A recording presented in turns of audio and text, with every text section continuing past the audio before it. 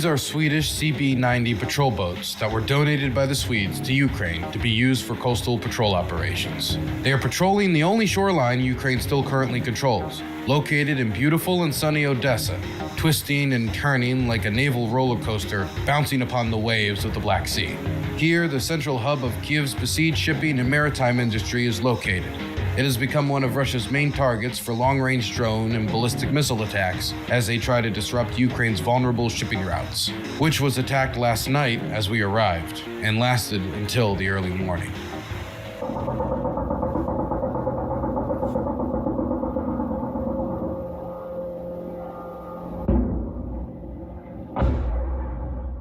We were not staying far away from port infrastructure, the very same that Moscow had decided this night had to be bombarded.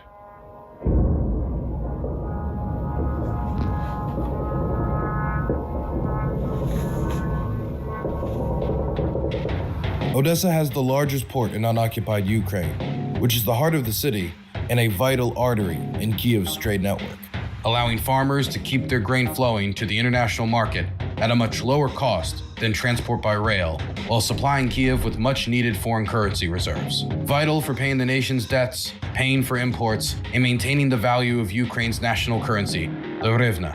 Without this trade node, not only would farmers that form the backbone of Ukraine's economy have to pay significantly more to transport their wheat, barley, and sunflower oils, but it could undermine Ukraine's general economic stability. In early 2022, as the full-scale invasion started, not only was trade access through the Black Sea threatened, but control of Odessa itself. The Russians captured Kherson and were pushing to capture the city of Mykolaiv, the last barrier before Russia's southern army could march on Odessa. The Russian fleet performed naval operations along Odessa's shore, including naval drills, missile strikes against port infrastructure, and enforced a blockade of their remaining unoccupied ports. But as the Russian army failed to take Mykolaiv and were pushed out of Kherson over the Dnipro River, Russia started to suffer some of their worst naval defeats since World War II, losing ships to aerial drones, missiles, including the high-profile sinking of the Russian Black Sea Fleet's flagship, the Moskva, along with naval drones strapped with explosives. This combined threat would cripple the fleet and keep it far from the shores of Odessa, fearful of further losses. The threat of a Russian marine landing had ended. This failure to dominate the seas around Ukraine would mean that Kiev could continue to ship grain without any need to consult with the Kremlin and keep trade flowing.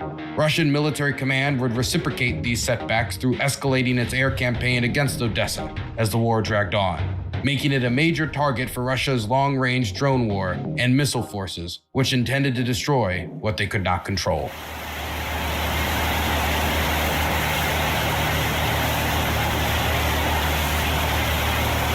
Why did you volunteer? Тому що я полюбляю море, полюбляю, скажімо так, ці краєвиди. During this type of work, what is the biggest dangers for crews like yours? Попадання шахеда або ракети – це є, небезпека. Have the shaheeds gotten more active recently? Are there more shaheeds? Так, набагато більше. Раніше їх було, вони були рідші. Зараз вони літають просто пачками. То, що при попаданні по шахеду, це здається, це важким, але при першому або другому попаданні по ньому він не завжди падає. Іноді його треба просто, не знаю, перетворити в рішето. Зазвичай це тяжко. Усі втомлені, усі вже, скажімо так, зморені постійних нічних атак. How often are these attacks? Щоночі майже. When's the last time you shot down a shaheed? Часов 5 назад. Шахеди йшли в 2 етапи. Перший це було, якщо не помиляюсь, то близько 8 шахедів і другий раз близько 9. Скільки шахедів збили вчора? 2.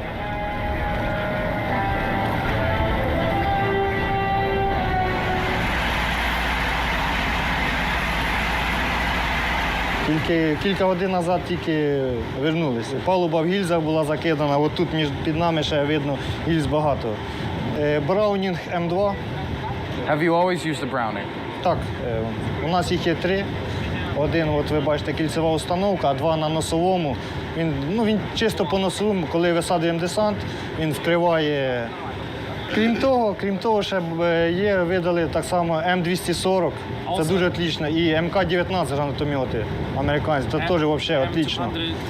Приймаємо участь, так. Да.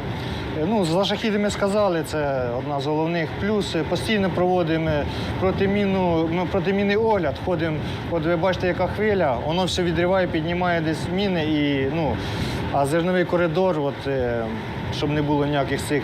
Також проблема така є беки, безекіпажний катер, це камікадзе. В 4 рази більше заложено тротілу, ніж в шахіду, тобто катер, якщо з ним здибається, не дай Бог, звісно, вже не буде що збирати там. Another threat crews like this have to look out for, and are being sought out during today's patrol, are sea mines. While failing to blockade the port, by dropping sea mines, the Russians can still endanger shipping routes. Even if they don't destroy or damage any ship, the insurance companies that insure the merchant vessels will charge farmers more to insure those boats moving any product out of the port. The effect has been higher shipping costs and rusty, volatile sea mines washing up on Ukraine's most popular beaches. Коли нам тут треба, і відходимо на 200 метрів і розстрілюємо її. Знешкоджуємо, ліквідуємо. What's the best part of the job? Коли приходимо з бойового завдання, заварюємо каву, чай і спілкуємося, раді, що вийшли, так скажемо, дзвонимо, телефонуємо до рідних, все добре. Ми їм практично майже не розказуємо, менше знають, крепше сплять, як би так. Despite the war, despite everything, the water out here is beautiful, and so is the city itself.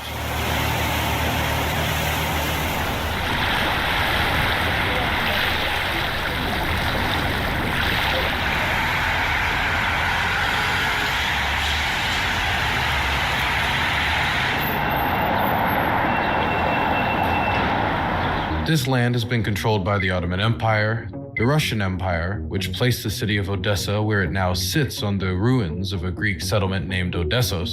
It was then controlled by the Ukrainian People's Republic, the Soviet Union, the German Reich, the Soviets again, before once more being controlled by an independent Ukrainian state. And that was just in the last 250 years. During that time, Odessa became a trading hub, one that flourished for hundreds of years and attracted colonists outside of Russia by design.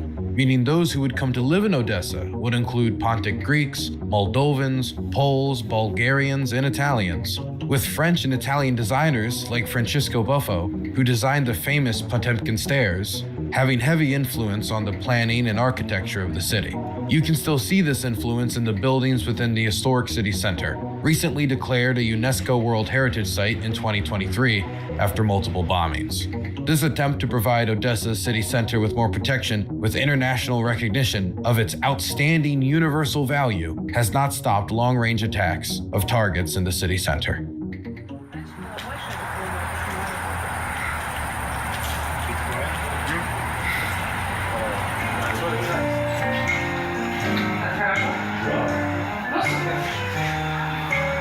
Beneath the seagulls, air raid sirens, and intricate neoclassical and Baroque style buildings, I found an art cooperative, only identifiable by the small sign at the entrance.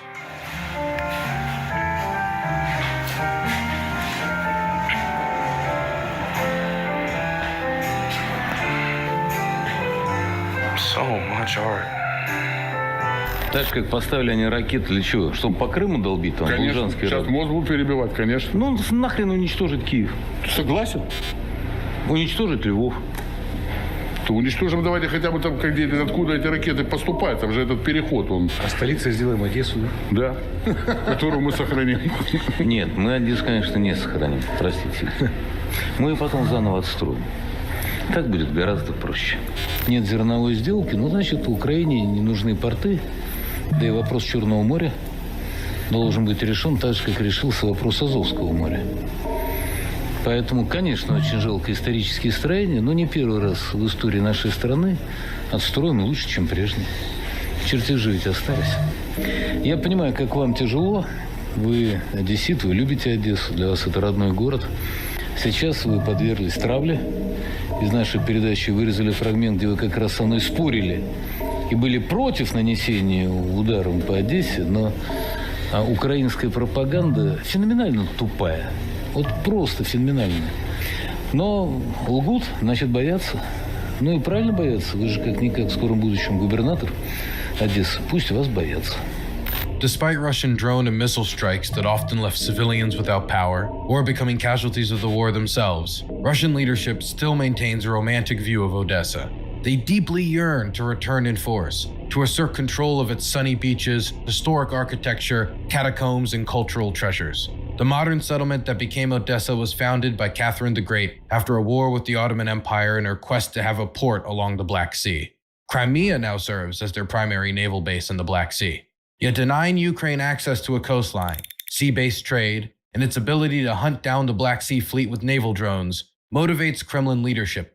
Russian aristocracy started traveling to Odessa for tourism in the 19th century, with its beautiful beaches being a major draw for those seeking an escape from the duller moments of high society in the late 1800s. Travelers came from cities like Moscow and St. Petersburg, the capital of the Russian Empire and a center of the empire's wealth, aristocratic life, and culture. Those guests needed a place of culture while outside of the empire's center. Odessa provided that. Traveling blue bloods and socialites needed cultural entertainment when the sun went down and the beaches emptied. In 1810, the Odessan Opera House, designed by Italian architect Francesco Frappoli and Jean-François Thomas di Tolman, finished construction. This original design was destroyed in 1873 in a fire before being rebuilt by Venetian architects in its current form in 1887. Taking heavy influences from the German opera house Zempa Europa, it has served as the center of opera and ballet in Ukraine.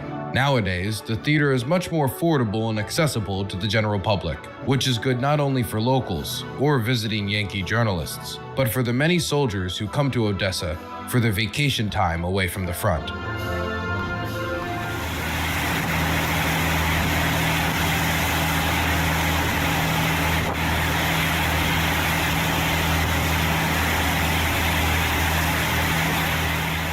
Прийшов, це підвищення по посаді було. Did you volunteer to be with the Navy? Were you interested in the Navy? Так, звичайно, я з 15-го року вже у військово-морських силах. Oh, so before the large-scale invasion, during the ATO? Так. Проходив службу спочатку на катері типу Island, потім став типу Island. Ну, офіцером. Да. Так, звичайно. Потім став командиром катера. І після вже прийшов сюди. When an attack starts, do you get on the boat and then come out, or you're already out on the water when you're called to duty? Ні, ми вже готові. Катери вже знаходяться на позиціях. Ну, тут є певні обмеження, бо в морі також ми маємо міні-райони, ми маємо хвилювання моря, яке дуже впливає на ведення вогню по повітряних цілях.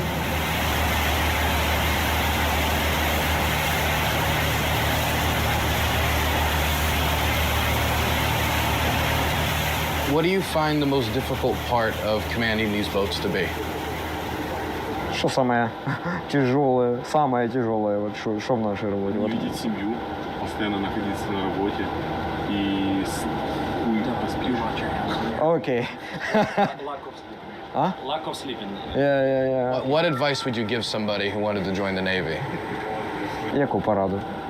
От пораду тим, хто хоче прийти. Не бійтеся вмерти. Love your motherland.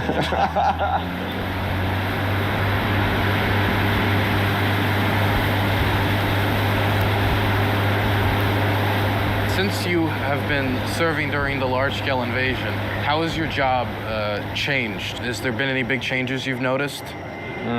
Так, звичайно, ми постійно на роботі і постійно виконуємо задачі. Кожен вечір катери працюють по шахідам.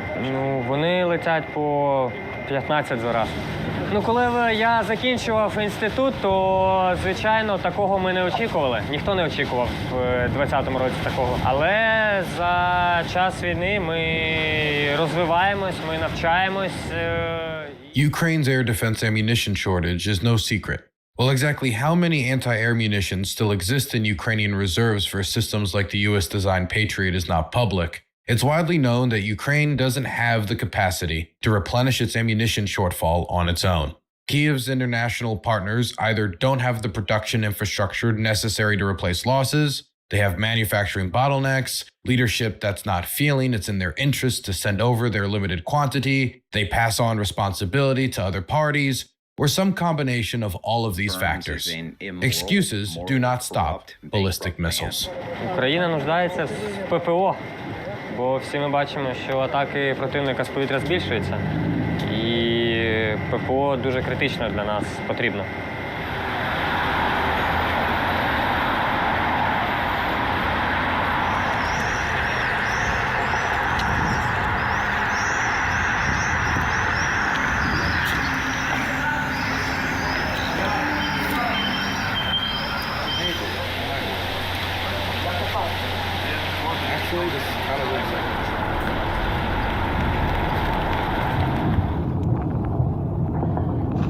Air defense teams don't just have to worry about attacks directly against the port they protect. Some strikes are designed to go around where most air defense teams are operating, to keep defenders guessing as to where their route may be, stretching out air defense and giving Moscow a higher chance of success.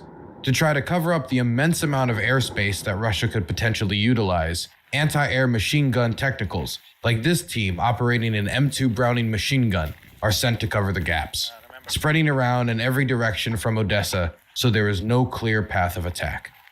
Взагалі йому треба попасти либо в бойову головку, яка знаходиться спереді, чи в мотор. І він впаде. Стрілять, це можна його з одного патрона його збити, чи можна вистріляти 200 і не збити його. Це по-різному. Do you think that Russian attacks have increased recently? Так, вони стали набагато інтенсивніше і б'ють чаще по мирним жителям. Для нас стало тяжче те, що вони прогресують і злітають вище, летять вище, і ускладнюють нам роботу цим. Teams like this can help provide Ukraine with lower maintenance requirements and costs to take down long-range drone targets, but not cruise or ballistic missiles. Even the drones themselves have gotten harder to hit at times than at the start of the war, not just because now Russia waits until night to paint their drones black and send them off on attack missions while Ukrainians sleep, but also because select drones have been equipped with jet engines, making them next to impossible for pickup truck-based anti-air machine gun teams that Ukraine has in quantity to take them down. The use of decoy drones also increases the targets that teams must focus on, giving drones more chances to get through air defense, leaving plenty of work for those men to do. As we left the team to their work and headed back inside Odessa, we heard the unmistakable sound of a Russian drone above our car as it headed off towards its target. Air raid sirens followed soon after, as the city was under attack once more. Our team drove around to the reported sites of the attack, finding the work of the Russian Federation as we stepped on the glass strewn about sidewalks, until cameraman Devin San Luis found an apartment set ablaze by the attack.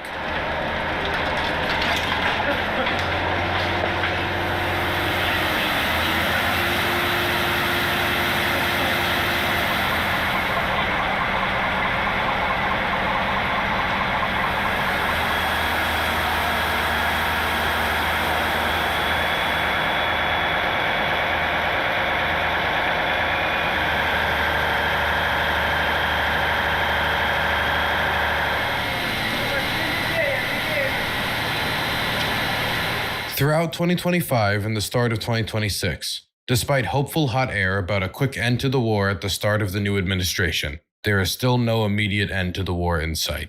In fact, throughout the new admin, the size and scale of air attacks notably increased across the board as missile interceptions declined. Russian general focus on the Donbass does not mean Russian leadership has readjusted its position.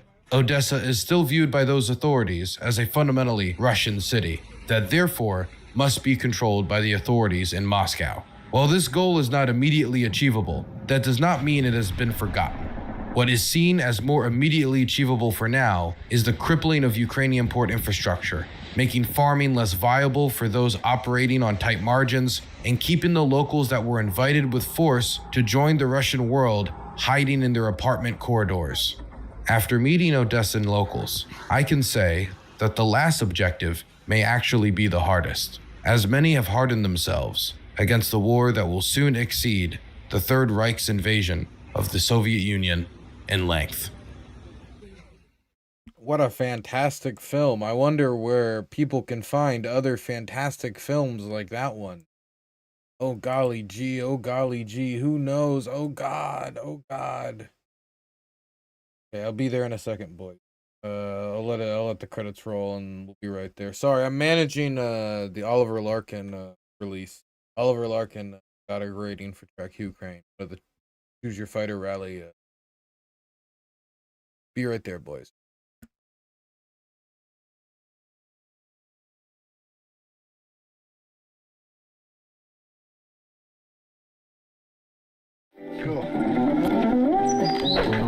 Thank you for watching this independently made documentary. I hope this first-hand testimony of the war in Ukraine helps you better understand those caught in the violent throes of history. We have a bunch of other videos interviewing those affected by the war on the ground in Ukraine that you can check out on my channel. If you want to help fund more of my work so I can do more documentaries like this in the future, please support me on Dylan Burns TV on Patreon or my second YouTube page called DylanBurnsLIVE, where you can see my videos and live streams, which you can view on my Twitch or my website, DylanBurns.tv, every weekday from 6 p.m. EST to midnight. If you want my hot takes or photos from my time in Ukraine, check out my socials, including DylanBurns1776 on Twitter, Dylan Burns TV on Blue Sky, or Dylan Burns TV on Instagram. All links, including the community Discord, are in the description. See you guys next time. Good night and good luck. I love that little dude playing his bucket. What a nice guy. Just trying to live his life, playing his bucket every day. Welcome to today's program.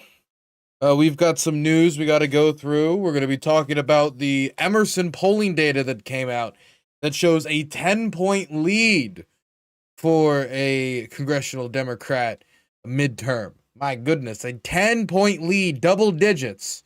If that is anything to be believed, that would exceed 2018 margins, that would exceed better Democrat margins in 2020, and that would exceed a lot of recent, midterm performances.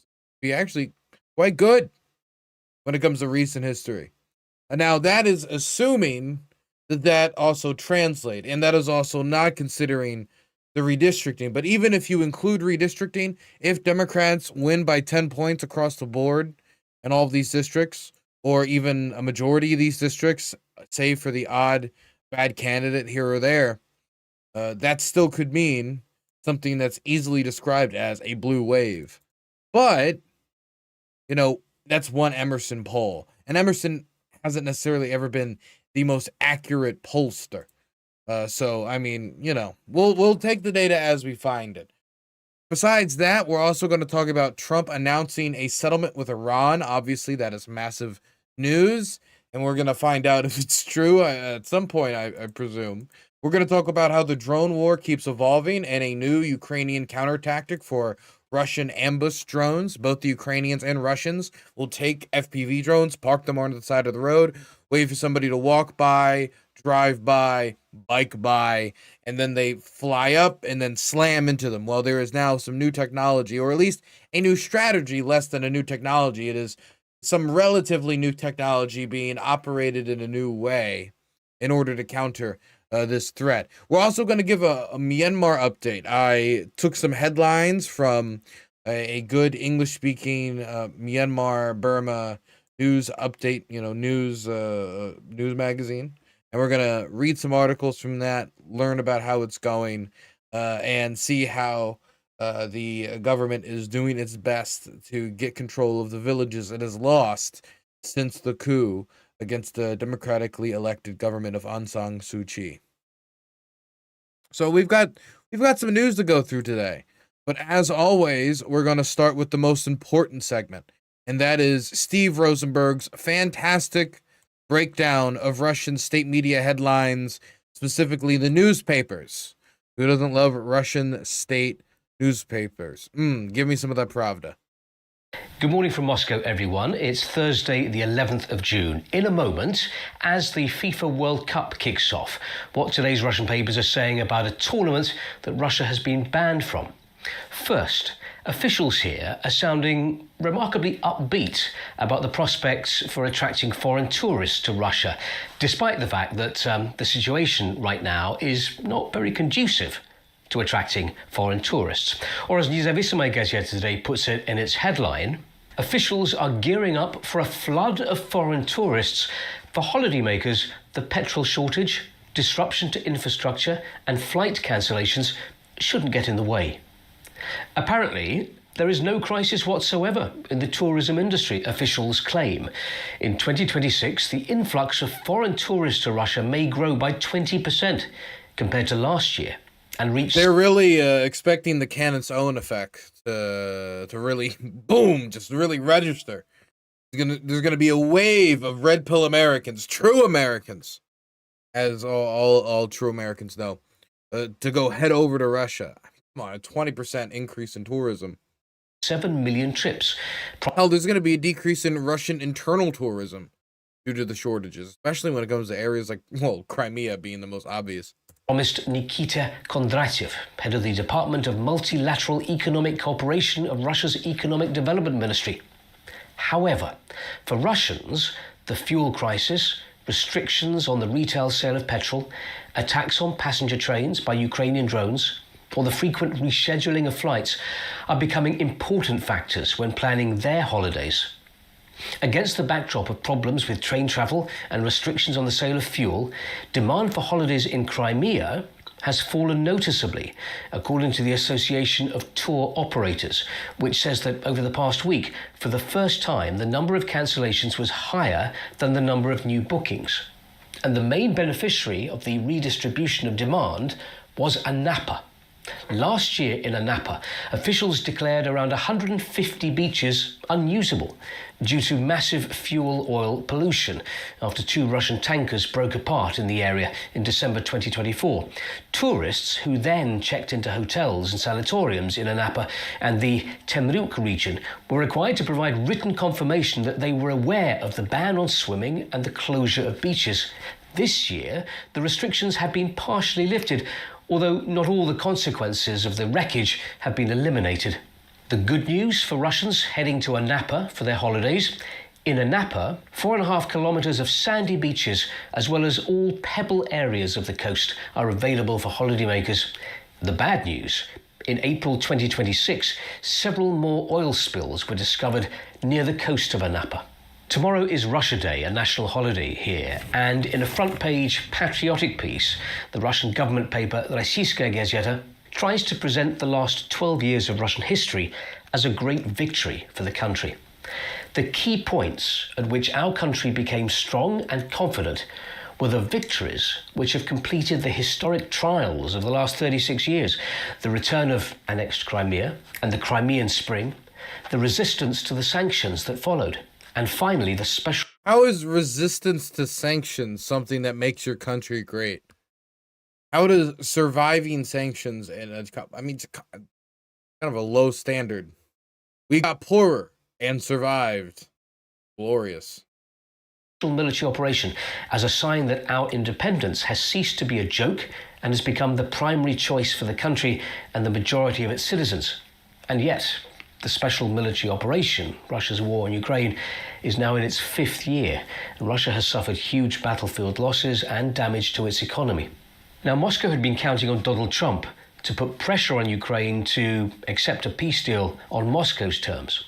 In Arguments and Facts, an acknowledgement of the Trump administration's failure to bring about an end to the war. It's just that at the very moment when the window was supposedly open and Trump's hands were not tied, when he may have really wanted to do something, he didn't succeed. And the point is not that he didn't try. I like the idea that Trump didn't succeed. It's not that the Russians didn't succeed, despite the fact that Putin continues to say, oh, no, I want peace, I want peace. It's always on the table if Zelensky wants to come to Moscow. It's always Trump didn't succeed. On the Russian side, it's Trump's failure. On the American side, it's Trump's failure. It seems that everybody universally acknowledges, outside of one certain political base, that Trump doesn't seem to be negotiating this well. From the Russians to the Ukrainians to the Americans, really just the White House thinks otherwise. Wanted to do something, he didn't succeed. And the point is not that he didn't try hard enough, but that it simply turned out to be too much for the United States. It couldn't force Ukraine and Europe to play the roles assigned them. Izvestia, the Russian treasury will receive more than 2.5 trillion rubles, that's around $34 billion, by the end of the year from high oil prices. However, this will not completely solve the problem of the budget deficit, which is already 6 trillion rubles. The FIFA World Cup is kicking off in Canada, Mexico and the United States. Russia is banned from the tournament. Moskovsky Komsomolets today takes a swipe at Donald Trump over Iran. Trump, as one of the hosts of the tournament, failed to ensure peace for the football championship. After all, we're talking about the Middle East here. And there, if you let the evil genie out of the bottle, everyone knows how hard it is to force it back. Much harder than, for example, the US winning. Gotta say, it is expensive to host the World Cup. It does kind of strain local resource. It's an investment. It's not necessarily a bad decision every time, but it's a decision. It's certainly a decision. What soft power victory is the United States getting off of the World Cup? What impression is the world getting of the United States? What impression are fans getting that come to the United States? I mean, they're putting aside the immigration controls. How much have you guys heard about the World Cup? I saw that there was one guy traveling around America from Germany, maybe. I don't think I've seen a picture of the guy, actually. I've certainly seen an account. Besides that, I saw that there was an Algerian team hanging out in some small Kansas town, and that particularly made that small Kansas town happy. That's all I've seen, really. That's all I've seen. Other than that, I don't know how much I'm really hearing about the World Cup. I'm sure people are watching. I just feel like it should probably be a bigger deal, no? In the World Cup.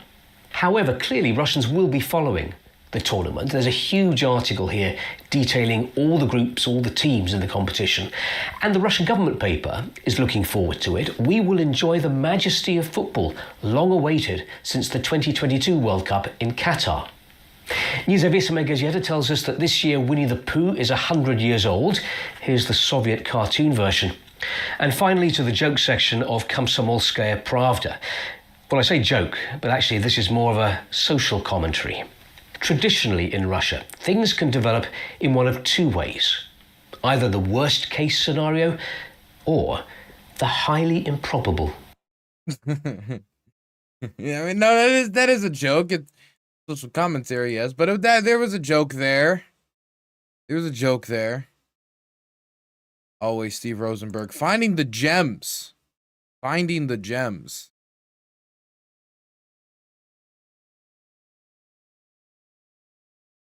Okay. Now, before we go into any more stories, because I do want to go through the Ukraine ones first, I do want to give a bit of a shout out to Oliver Larkin. For those of you who do not know, Oliver Larkin was a congressional candidate, is a congressional candidate from Florida. He's running in Florida's 25th district. He's running in a difficult district. It's not necessarily guaranteed for him. He's gonna, is gonna be a hard general. But he was part of the Choose Your Fighter rally that many of you might remember that I spoke at briefly. For about 15 minutes, I got to talk about war. I got to talk about, of course, the start of the new war against Iran, but I also got to talk a bit about Ukraine. I didn't know it was just going to be the Ukraine section, but they threw it at me that it was going to be the Ukraine section, and I had an idea of what I wanted to say about it. And I talked about it, and I really wanted to make sure that, Ukrainians were not, left out of this peaceful world that a lot of these anti-war candidates are trying to build. I think it's important that they're included in that vision. And Oliver Larkin has engaged with us as one of the two congressional candidates that were at that event. That, the event precipitated the creation of Track Ukraine. And he answered our questions, condemned Russian child trafficking of Ukrainian children, condemned the Russian invasion, says he supports war crime accountability when it comes to the International Criminal Court, the United States entering the International Criminal Court, as well as defensive military aid. He answered these questions directly to us at the organization, Trek Ukraine. Well, not directly, but through an intermediary. He answered these questions, but they answered our questions directly. And he also released a full statement, which you can read at Trek Ukraine on Twitter, at Trek Ukraine on Blue Sky, or at Trek Ukraine on Instagram. You can see it here. I'll read it very briefly so you can get an idea of the bounds of the conversation, what we were discussing with him, as well as where he stands. I condemn Russia's illegal war of aggression in Ukraine and support prioritizing diplomacy as a primary tool of engagement to bring about an end to this conflict. Russia has occupied Ukrainian territory since 2014 and bears responsibility for this war and its massive human costs. While we pursue all diplomatic efforts in Congress, I will support defensive aid for Ukraine to preserve its sovereignty, territorial integrity, and protect its people. This aid may include materials such as armored vehicles, ammunition to resupply Ukrainian anti-ballistic missile defense systems, and artillery shells. Nonetheless, we must remain wary of the desire of some to use Ukraine as a proxy war for U.S. geopolitical interests. All aid to foreign countries must be subject to independent oversight. Russia's invasion and annexation of Ukrainian land, abduction of trafficking of Ukrainian children, and war crimes against Ukrainian people are intolerable. We must remove sanctions on the International Criminal Court investigators and prosecutors and cooperate with the International Court of Justice to hold leaders and states accountable for war crimes. I am deeply wary of sliding into forever wars, but Ukraine has a right to its sovereignty, and we must de-escalate this conflict, prevent more needless loss of life, and take on the corrupt power of the military-industrial complex that seeks to profit from wars and misery. The people of Ukraine deserve a future free from the tyranny of war and occupation. So, takes a stab at occupation, of course, the legality of the war, the basic systems the United States can provide to Ukraine, and really only we can provide to Ukraine at this juncture when it comes to the massive artillery shells or the anti-ballistic missile defense systems like THAAD, PAC-3, PAC-2. These systems like getting like a direct shout out in this, as well as him putting this in his larger framework when it comes to challenging the military-industrial complex, which is good. It's good to see politicians include Ukraine in that framework and not exclude them due to the possible perceived inconvenience of rhetoric. And I really do appreciate him engaging with us. I appreciate him answering our questions. I appreciate him allowing us, after he gave us the statement, allowing us to release the statement, on his behalf. It's not like he released the statement. We released the statement on his behalf, after he gave us permission. And, we really appreciate it. So that's basically it. Thank you.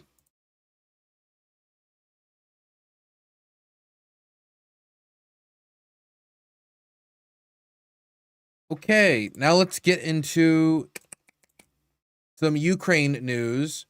Before then, we move on to other news stories. We do have quite a bit to get through. I'm here to bug you outside of Discord. Okay. What do you need me to Oh, I thought you meant I actually have to look at something on Discord. I thought I had to actually look at something on Ukraine. On Discord. Oh, God, man. My brain is fried. Let's talk about this important image here. Have you ever considered trans Ukraine or die? Have you ever considered that? Have you ever considered that when we send bombs and, air interceptors and aid to Ukraine, it is so soldiers can apply mascara and glossy lipstick before they charge into battle and serve cunt while killing Russians? Have you ever thought about that? Have you never seen the Azov drag queen going down the RuPaul runway?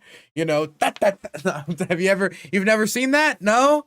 Well, you've been missing out, obviously, because I've been engaged in viewership of these events for a very long time, and very interesting to watch. But once you find the secret Ukrainian trans files, you can enjoy them with me. But until then, we're going to talk about actual LGBT rights in Ukraine. Number one, why is Russian state media angry about Zelensky talking about the LGBT community today?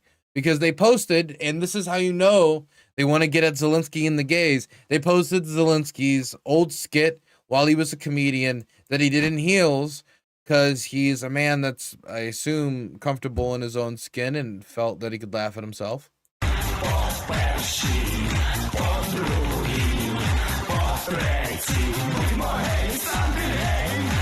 Anyway, yeah, Zelensky was a comedian. He danced in some heels. This is a very big own, to the point where Russia's state broadcaster is just like publishing that as the, instead of the actual link of Zelensky saying this, which there are videos where you could listen to Zelensky make this comment on the LGBT community. There's some that are translated, there's others that's not translated. They've instead posted this video to really just show the psychic damage that Zelensky in heels does. Zelensky should get in heels today. That is my position. Zelensky should wear heels today. Anyway, the quote that they're angry about is, "We are equal. We have the exact same rights." Zelensky supports LGBTQ plus community. You know what I like about this? This video is all they got, because what an unobjectionable statement.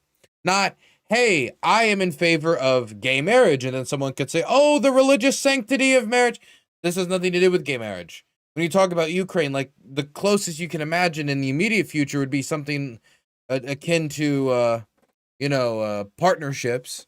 And if you want to get married, you're probably going to have to do it in another country and then have it recognized in Ukraine, which is, if Ukraine joins the EU, which is on the pathway to do so, is like EU law. It's the way it works in Poland as well. Or you can do it at an embassy, which I know at least Kaylin Robertson did it. And I know one other couple that recently got married.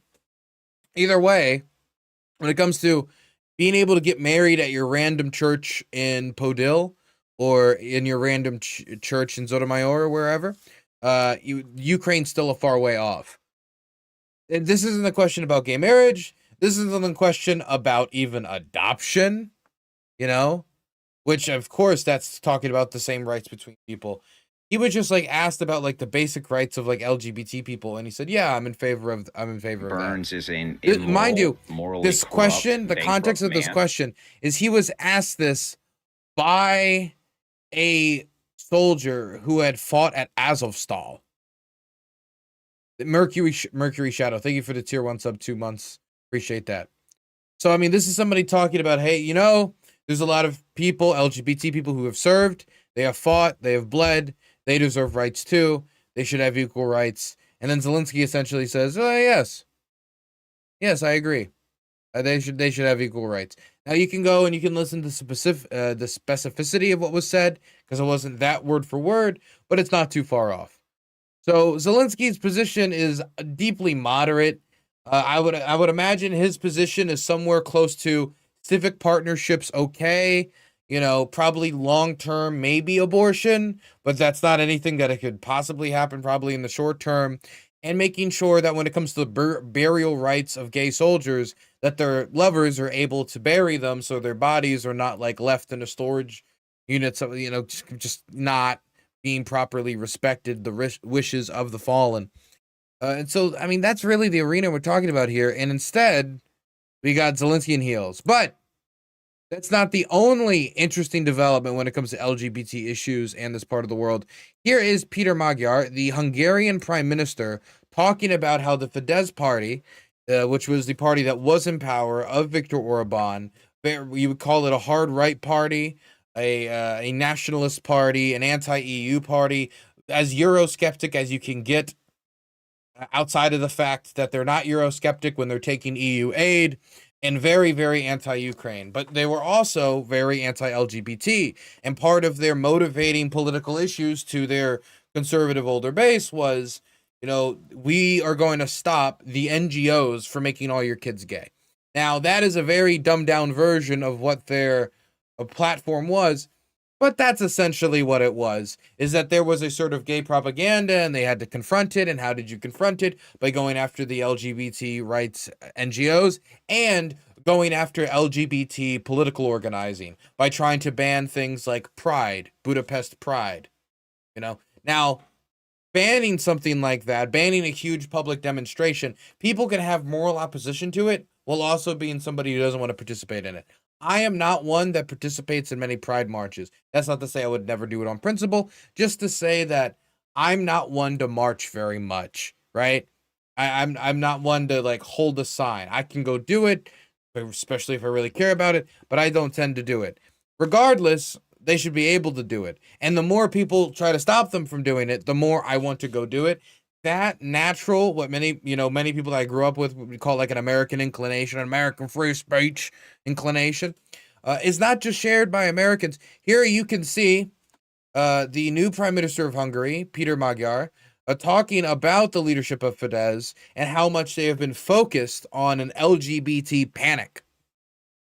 The leader, mind you, Peter Magyar is a former Fidesz party member. This is not somebody that is like left on the political spectrum, to put it lightly. The leader of Fidesz, you should stop being obsessed with gay things. Honestly, we could wrap it up right there. We could wrap it up right there. Stop being obsessed with gay things. And just get out of the bedroom of the Hungarian people as soon as possible.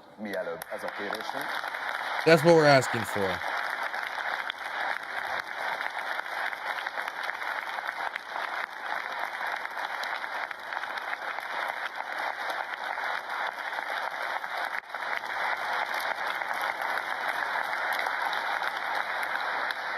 I understand, as I said in the past, that you're obsessed with these words, gender and pride. Your colleague posts endlessly on Facebook about Tinder. He posts about Tinder while he's in the chamber. Hungarian taxpayers are paying for this. For you to be their MP. And all you care about is who's left what left on Tinder. He's worried about what Leathermen dream about. Believe me, Hungarian people did not vote for you. Even you here in this place, in a way they didn't dare for decades. They chose you to talk about reality. We talk about protecting Hungarian children today. And he still goes on about it. That one-parent families or same-sex couples, whether they should adopt or not. Let me ask you, Mr. Faction Leader, which do you think is better? Growing up without a family or with one parent? Being a child from an alcoholic family? Tell me honestly, what is best for the child? Traffickers in the Netherlands? With sex offenders? For drug cartels, or in Hungary with a single parent or a gay couple? The leader of your party must answer this. In the name of Jesus, on behalf of the Hungarian people, thank you very much. It's so simple. It's so easy. It's so smooth. When you talk about the basic rights of people sometimes. Do you know how easy it is sometimes? I think some people think when you're talking about LGBT activism, you need to go in there and you need to give a soliloquy on intersectionality. You don't need to go in there and make somebody feel bad about themselves. Or you need to go in there and you need to like describe, every like horrific crime that has ever happened to an LGBT person to try to grab them by the heartstrings. Or that you need to go in there and you need to go into the philosophical underpinnings of the needs to challenge heteronormativity. No, you don't need to queer up the politics. No, you don't need to tear jerk. No, you don't need to go into a soliloquy. All you need to do, in the vast majority of circumstances in countries like Hungary, where you're going to be talking to a population that isn't necessarily going to be signed on, is why is it our business? Why is it your business? Why is it the government's job to be in their bedroom? Why is it the government's job to micromanage their families? Why is it the government's job to stop orphans from being adopted? Why is it the government's job to manage love? Why is it the government's job to tell people how they use a condom? Right? Why is it that you want to waste taxpayer dollars on this? Why is it that you want to get involved in other people's business? Is it the job of the government to be getting involved in other people's personal family matters? It's really that simple. It's really that simple. That sort of, hey, these people just want to grill, leave them alone. Hey, you just want to grill, this doesn't affect you. Nobody's going into anyone's house saying you're going to have to be adopted by gay parents. Nobody's going to the MPs like you're getting adopted by gay parents right now. You're going to be adopted by leather daddies. That's not a thing that's happening. And when you propose it in this manner, it slaps. It hits quite well. I mean, look, in the United States, the view of gay relationships and of LGBT people has taken a downward trend in recent years.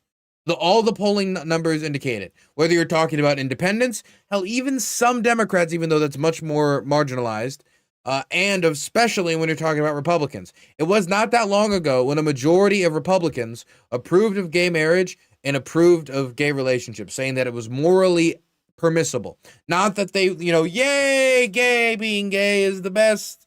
Yes, being gay is great. No, but that they thought it was morally permissible. That has changed over the last 5 years. And I not over the last decade, over the last 5 to 6, 7 years, over that specific time period, it has shifted. The argument that had the most success when talking about LGBT rights, not saying that that's the end-all argument, that's where it stops, or that no philosophy can be involved, but the most powerful argument was, this is how people are, leave them alone, let them live and let them do what they want to do.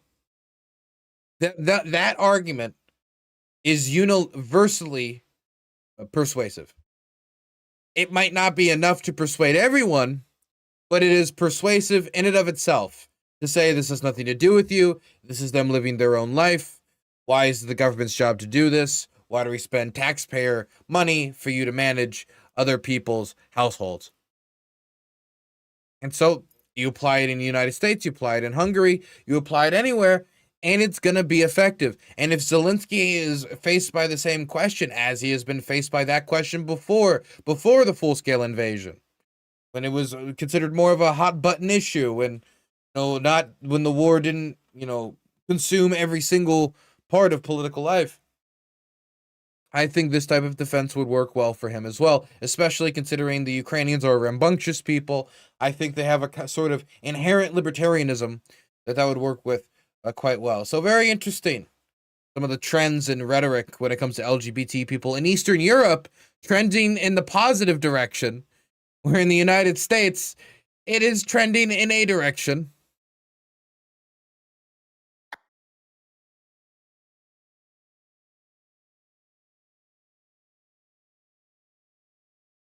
It is certainly going a way.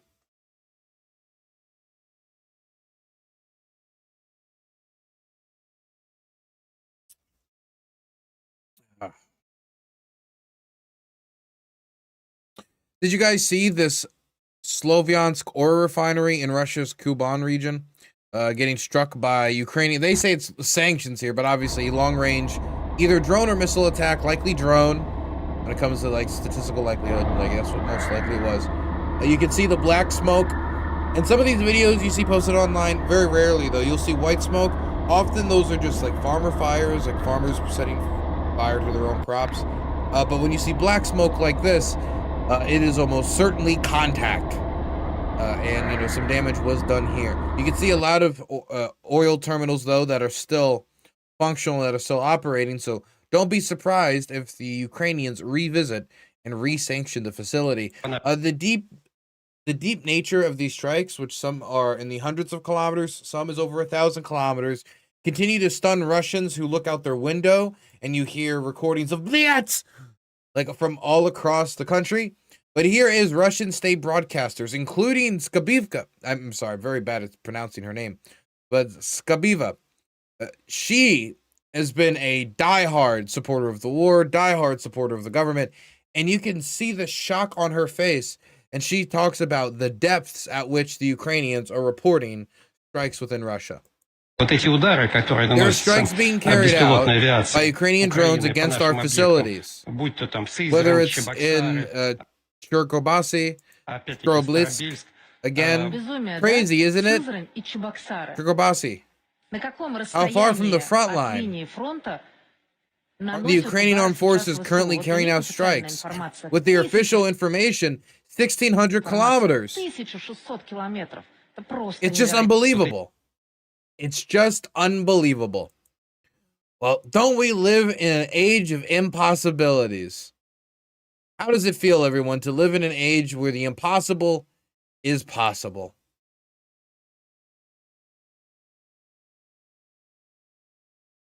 A curd is a curd. Hey. Trout_dealer gave Rundo a tier 2 subscription. Flamingo. Flamingo. What, we got some Albanians in the chat. Yeah, I've been paying attention what's going on over there. We haven't really covered you know what? That's something we can do next stream. Next stream, because we're going to be doing some Myanmar updates today. And so for me, I'm sorry, I was looking at a comment. Kind of threw my attention off for a second. I want to make sure that we cover Myanmar today, but I think we can cover Albania at some point this weekend, because this weekend we're supposed to be talking to Kevin Logan. I'm also supposed to be doing a bunch of other work, but Kevin Logan talk, maybe Albanian Flamingo Revolution and how it's tied to Jared Kushner, of all people. So I think that'll be a weekend activity. Surprise weekend stream. This unmanned Ukrainian forces video goes hard. By the way, happy Ukrainian Unmanned Forces Day. It is the Unmanned Forces Day in Ukraine, you know, to celebrate those who work in the unmanned forces. And as it is Unmanned Forces Day, I thought maybe it would be a good opportunity to talk about evolutions in drone warfare, where I see it going, and just one example of the ever evolving echelon of drone attack, drone technology, counterance to that drone technology. They're using drones to counter drones, and how the solution to drone is often more drone. Here is footage taken by the Ukrainian Armed Forces showing a machine gun turret that has been hooked up to a UGV, that is Ukrainian, well, it is a Ukrainian, I was going to say Ukrainian as an Ukrainian ground vehicle, but Ukrainian unmanned ground vehicle that essentially goes around and can give indirect fire on Russian positions, sometimes suppressing Russian activity, very rarely actually hitting something, or, you know, taking out enemy munitions, as is the case here, because there is a tactic that has been used by the Ukrainians and the Russians when it comes to drone warfare, where if you take an FPV drone, you know, supplied with the RPG, incendiary bomb, whatever it is, then you take that drone and you just fly it over to the enemy side and then park it next to the road. And then as a car drives by, you fly up, right up in front of that car, and then slam into it. So instead of patrolling the roads, waiting for your batteries to die as you look for some sort of target to ram into, you kind of essentially wait along popular routes of traffic for the targets to come to you.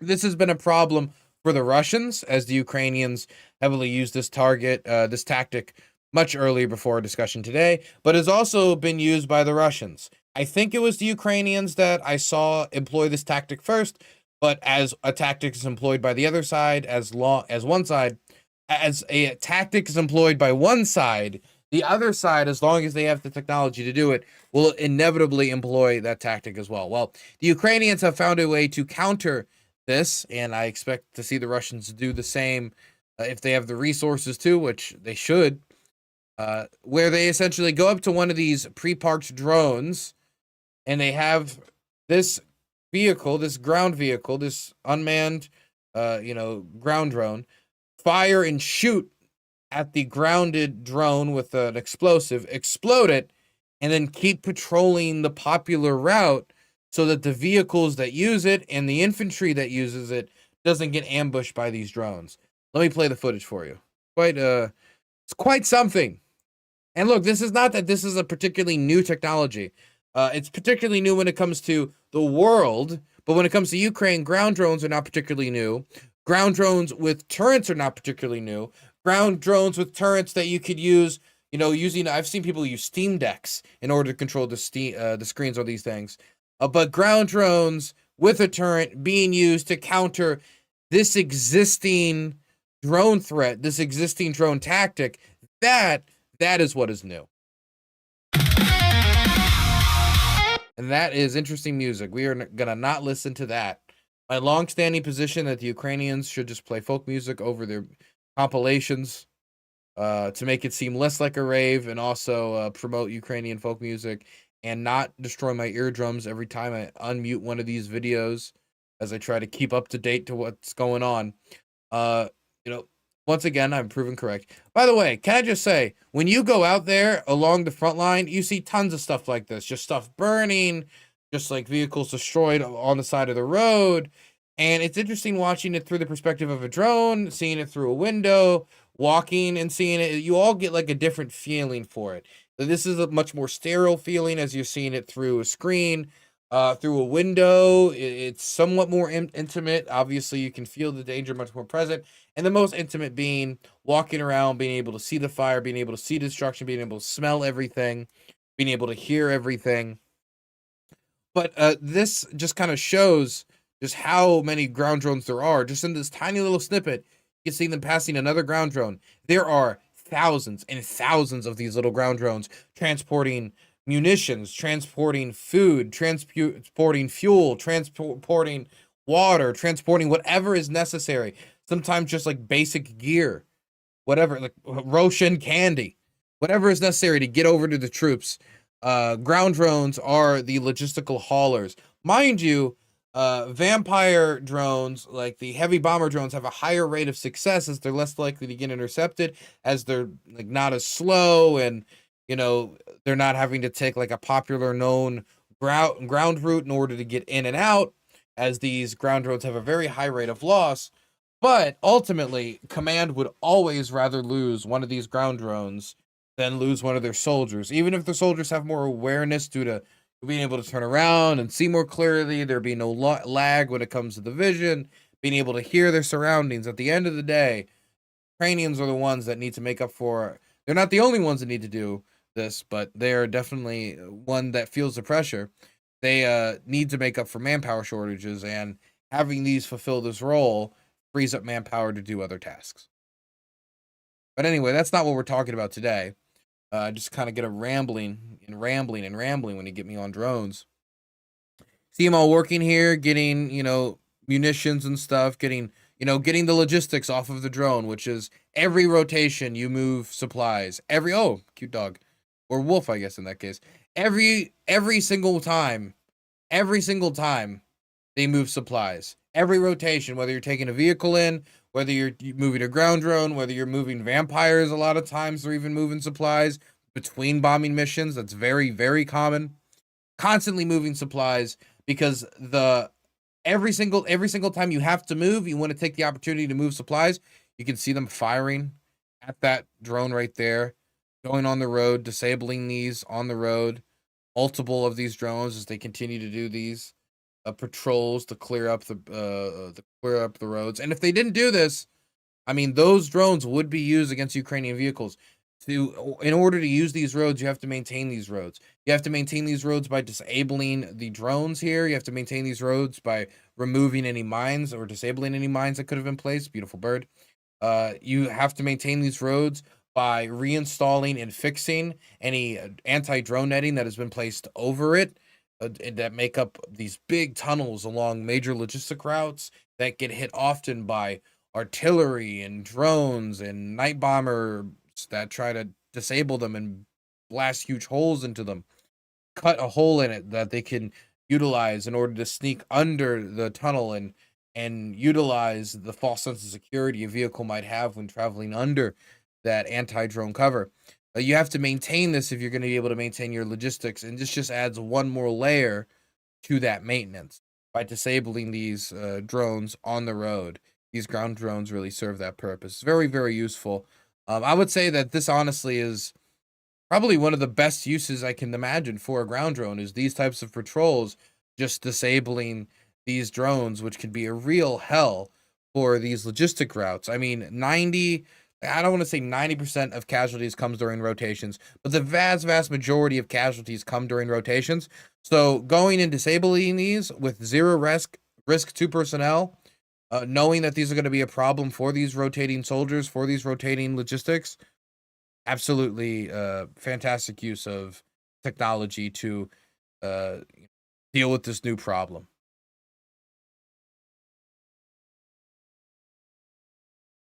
I want to talk more about drone warfare, but what are you sending me here? Secretary of War Pete Hegseth struggled to put up a weight at Guantanamo.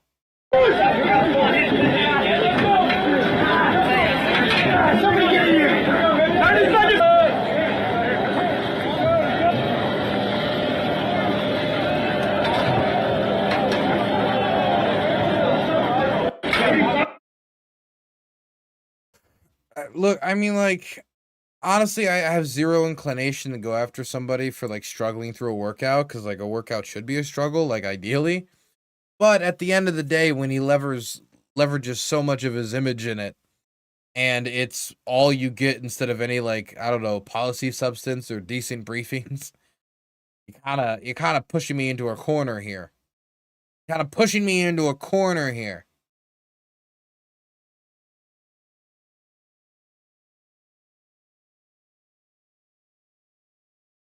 Okay, so I'm going to be releasing an article on mid-range strike drones in the near future, but I wanted to take this opportunity as we're talking about these ground drones and their usefulness, and this one avenue in which the drone war is ever increasing, is ever evolving, to just talk about the drone war in general right now, because I was on the front not too long ago in the Druzhkivka, Oskove, Konstantinivka axis. Those who are following the war will know that that is one of the most active, it is the most active axis of the entire front line of the entire war. And in order to move around, you had to just live with drones. There's no getting around drones now if there's an area that's active on the front line. And even for the non-active areas, like, you're still run into the average drone, the drone every once in a while, or a longer deployment. It's very, very common. And in anywhere that they know that you're coming, or they expect Ukrainian activity, or they expect to see any targets that they could go after, I mean, you could expect these drones to hear them within minutes of each other.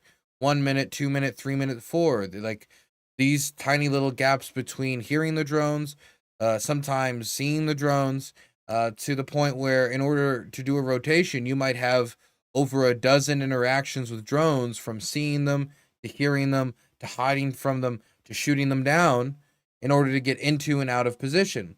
And when you have to do that, every other week in order to get in and out of position, or sometimes, even less, I mean, even more, not less, more, like you do it once a week, depending upon how you're moving, or multiple times a day, depending upon what your job is. If you have a really specialized job, that is where the vast majority of risk comes. It comes from these rotations.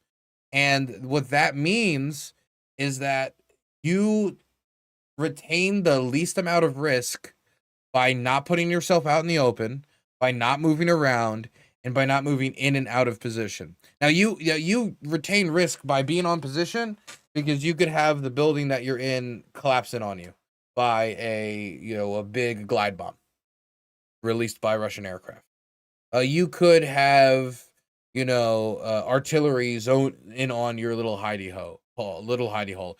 You could have the Russians drop like chemical weapons into your entrenchment.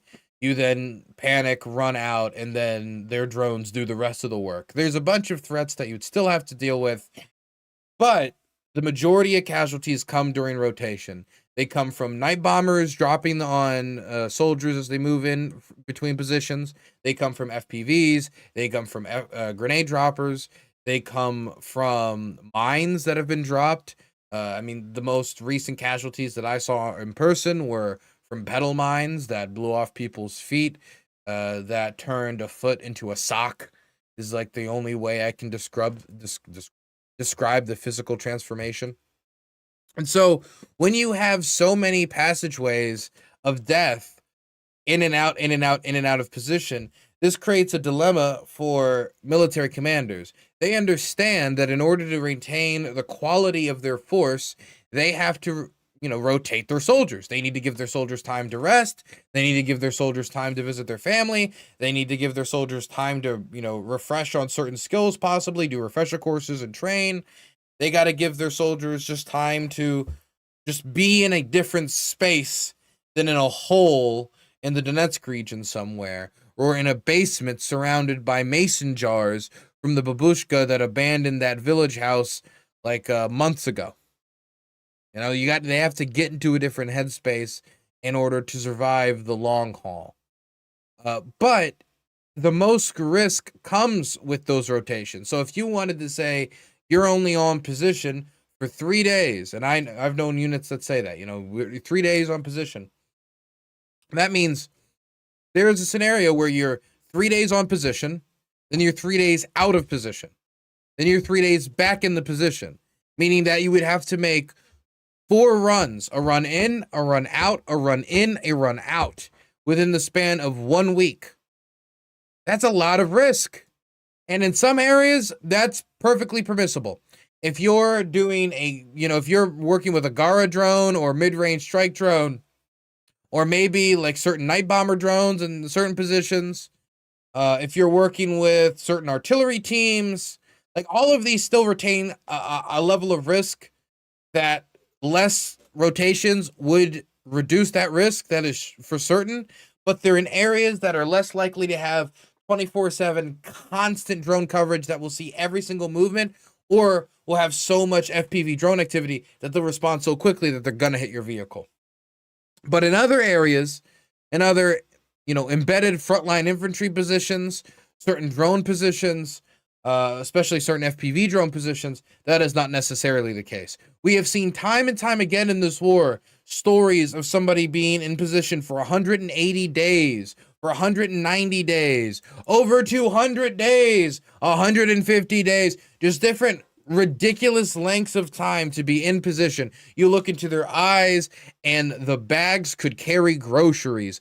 You see their hair and it is overgrown. You see their bodies and it has gone through hell, but they stand as testaments to Ukrainian resilience. They stand as monuments to their stalwartness in defending their country, but they also stand as a testimony to the fear of rotation. As much as people can talk about their resilience, their will, and whatever else, word you want to attach to that, soldiers should not have to be on position for over 100 days at a time. I mean, a month at a time is already that's a lot of time to be on position and in the thinking of many men. But in some scenarios, if it's 90% chance you're going to die if you rotate, you're going to wait and you're going to wait and you're going to wait and you're going to wait to see if a fog falls on the land and maybe give you a 40% chance of success instead of a 10% chance, or hopefully even positive odds. Maybe you're going to wait until there's some Ukrainian counteroffensive activity. Maybe you're going to wait until the jammers are most effective in order for you to engage in your rotations. Because there's certain times where the jammers are really working and there's other times where the jammers are not really working. Maybe you're going to wait until a FPV drone just made impact. So you're like, okay, there's one down. Now it's time to go, because I know if that one's gone, maybe there's not another one in this area. You're just hoping that one's gone, so hopefully there's not another one. You can make all these different determinations in order to rotate, maybe multiple of them at the same time, but you're waiting for your opportunity to change position because you know that that's going to be the most risky thing you do. No matter how many times you come up to the surface to deploy your FPV drone, or in order to, reinforce your position, in order to gather logistics that were dropped by a night bomber craft that, was now not retrofitted, but engaged in, resupply operations. That the most dangerous part of your job is going to be rotating in and out of position. And so that creates a motivation for you to minimize the amount of rotations, especially if you're in areas where the risk is immensely high due to intense drone cover, due to possibly positions being overlapped by other positions, where there's areas where there's a Russian position here, and then there's a Ukrainian position behind it, and then there's another Russian position behind that one, and there's another Ukrainian position behind that one. In that moment, it might be better to wait until maybe the Ukrainian position overlaps that one, and then you withdraw, or hope that you can find a moment where there will be some amount of chaos or confusion or you can coordinate it with a large Ukrainian artillery bombardment, or you can coordinate it with something to rotate you out. And so in those conditions, the conditions of overlap positions, the conditions of heavy drone cover, the conditions of heavy artillery cover, or just the difficulty of rotation, jamming not working. In these conditions, commanders often make the determination, keep them on position, grinding down their mental health, grinding down their physical health, and grinding down their sanity. Literally grinding down their sanity. I mean, it has been shown that after about 90 days in a combat scenario, your effectiveness as a soldier essentially starts to plummet. That's not to say that there aren't, like, I don't want to say freak cases, but exigent circumstances or certain cases where people have gone over 90 days and they haven't performed like to the point of glory, or they haven't done a good job. But when you talk about the average soldier, the statistical average, after about 90 days, I mean, even in some cases before that, but after about 90 days, your senses aren't as sharp. You don't react as much to the explosions. You start to become complacent with certain dangers. You don't weigh them as much. You know, your adrenaline might start to dwindle. You know, these different things that remove the acuteness of your performance on the battlefield starts to wear down. And so the question is, and this is the question that military planners have to ask, at what point does the wearing down of that battlefield acuteness grind against to the point of risking the life of the soldiers more than the risk of rotation? And can you balance it in a way where you can time rotations, understanding the risk in the scenarios of, well, today's foggy, but the jamming isn't working that well. We're going to use the fog because he's been in there for 100 days. And if we allow him to be in there for another 30 days, another 40 days, we're going to be putting him in a scenario where it's going to be possibly unreasonable for us to expect him to be sharp enough to respond quickly to a Russian soldier, or often multiple Russian soldiers, often many Russian soldiers storming their position. And so this is an equation and a complication that a lot of Ukrainian soldiers have had to make. Not just the Ukrainian commanders, but particularly Ukrainian commanders have had to make that calculation on many occasions. The calculation of rotation. So, what does this mean for the future of warfare? Well, I'm going to call it the future is mole. Okay, the future is mole people. The future of warfare is people hiding in holes, underground, hiding in bunkers, in large-scale interstate wars. Now, if you're talking about wars of distance, where you're going to do largely large-scale, long-range, one-way attack drones and missile strikes, cruise, and ballistic, then obviously we're talking about a different scenario. When we're talking about mass interstate war, we're using vehicles to assault positions, you're using infantry to assault positions, you're trying to take territory, you're having infantry battles, this type of, traditional warfare, that scenario where you're going to see the use of FPVs, you're going to see the use of Mavics for intelligence gathering operations and grenade dropping operations. You're going to see night bomber drones. You're going to see mid-range strike drones. That you're going to see these types of things on the battlefield. Mole people. I mean, even when I am something like 15 or 12 kilometers from the front line, the majority of the time I am spending with artillerymen, with drone crews, whether it be mid-range strike or FPV, Mavic crews, night bomber vampire crews, people who work in logistics, people who work in command centers, people who work with, ground drones, people who work with aerial drones, people who do, basically all sorts of work. I think maybe one exception might be some sort of air defense work, but even they get in the bunker on occasion. These people spend the majority of their time underground, smoking vapes, hogging on, chowing down on Roshan candy and drinking energy drinks to power their work grind as they recharge batteries, scroll on their phone, watch Delta screens to see like the drone feeds coming in, and wait for orders for command. And the majority of the time is spent underground for two reasons. Number one, it limits the amount of opportunities Russia has to observe your movement. If you're upstairs, on the surface, you're walking around, you're smoking, you're just pissing in like a random bush, you're ignoring like tree cover and the cover of the bushes and such. The longer you do that and you engage in that type of behavior, or you start leaving trash around that could be visible from reconnaissance drones, the more likely it is that a reconnaissance drone is going to spot your position, and they're going to wait until you rotate to kill you. Or they're going to drop chemical weapons in your trench and gas you out. Or they're just going to slam drones into your trench, into your blindage. Or they're going to slam night bomber munitions into your trench, which could be anti-tank mines retrofitted, just massive pounds of explosive dropped directly on the trench, hoping to bury you in your trench. Or they might just hit you with mortars and artillery, or of course a glide bomb if they really wanted to be thorough and they wanted to get the Russian Air Force involved. The point is, the more time you spend on the surface, the more chances you give the Russians to spot you, which they then follow up with a bombardment to kill you.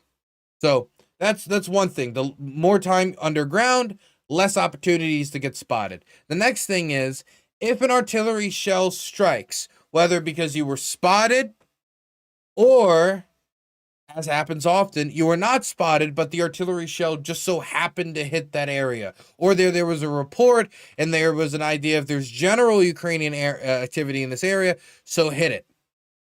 As has been the case before. So whether it's an artillery shell that goes off course, whether it's an artillery shell that is hitting the general area, or whether it's an artillery shell that is actively trying to hit your position, if you're underground, if you're in cover, you're less likely to die. Now, eventually, if you're in a position forever and everyone knows where you are, and hell's pouring on your position, and the glide bombs are coming, or the glide bombs are soon going to be coming, then maybe even rotation might be the best chance, knowing the high chance of getting hit. But being underground, the odd piece of shrapnel, the odd projectile, the odd FPV just wandering around, happening to stumble upon you and then hitting you, just, fragments from exploded mortars and shells, none of this is going to hit you. You're going to have to be buried in your position, which is going to require quite a lot more explosive than would be required to kill you, even with body armor, if you're walking up on the surface. So both of these things, combined with the high risk of rotation, motivates a mole warrior culture in Ukraine on both sides of the front, with the really only, the only seeing forces crawl out of their meerkat dens in order to go on offensives that result in devastating casualties. So that is the state of the drone war currently. It's so overpowering, it's so overwhelming that people would rather live underground than feel the grace of the sun.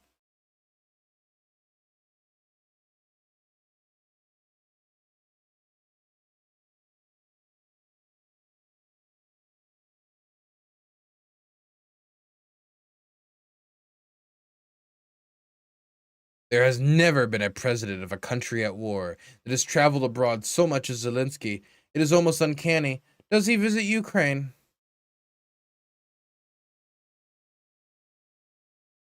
Giving Marxists a bad name every day of the week. He goes and he gets aid. What is he supposed to do? He's gonna sit home and twiddle his thumbs? And he has been in Ukraine for most of the war, but okay. Okay. And these are the people that I'm getting sourced hey, Dylan, I want to give you the alternative left perspective on the Russian invasion of Ukraine. Okay. Yeah, get this shit out of here. I enjoy your work, bro. Thanks for keeping Ukraine up to date and consistently. Thank you, Inrusto. I appreciate that. How many chemical drones are used by the Russians? 5%? This question needs a good answer, and the world needs to carry it. I don't know. I know that it's happening. There's video proof of it. There's tons of testimony, and there's been some sampling, and like in labs. The use of what you would expect to see at like a riot scenario, you know, riot control type chemical weapons. You know, I've seen that in use. I mean, it's in use. Undeniable.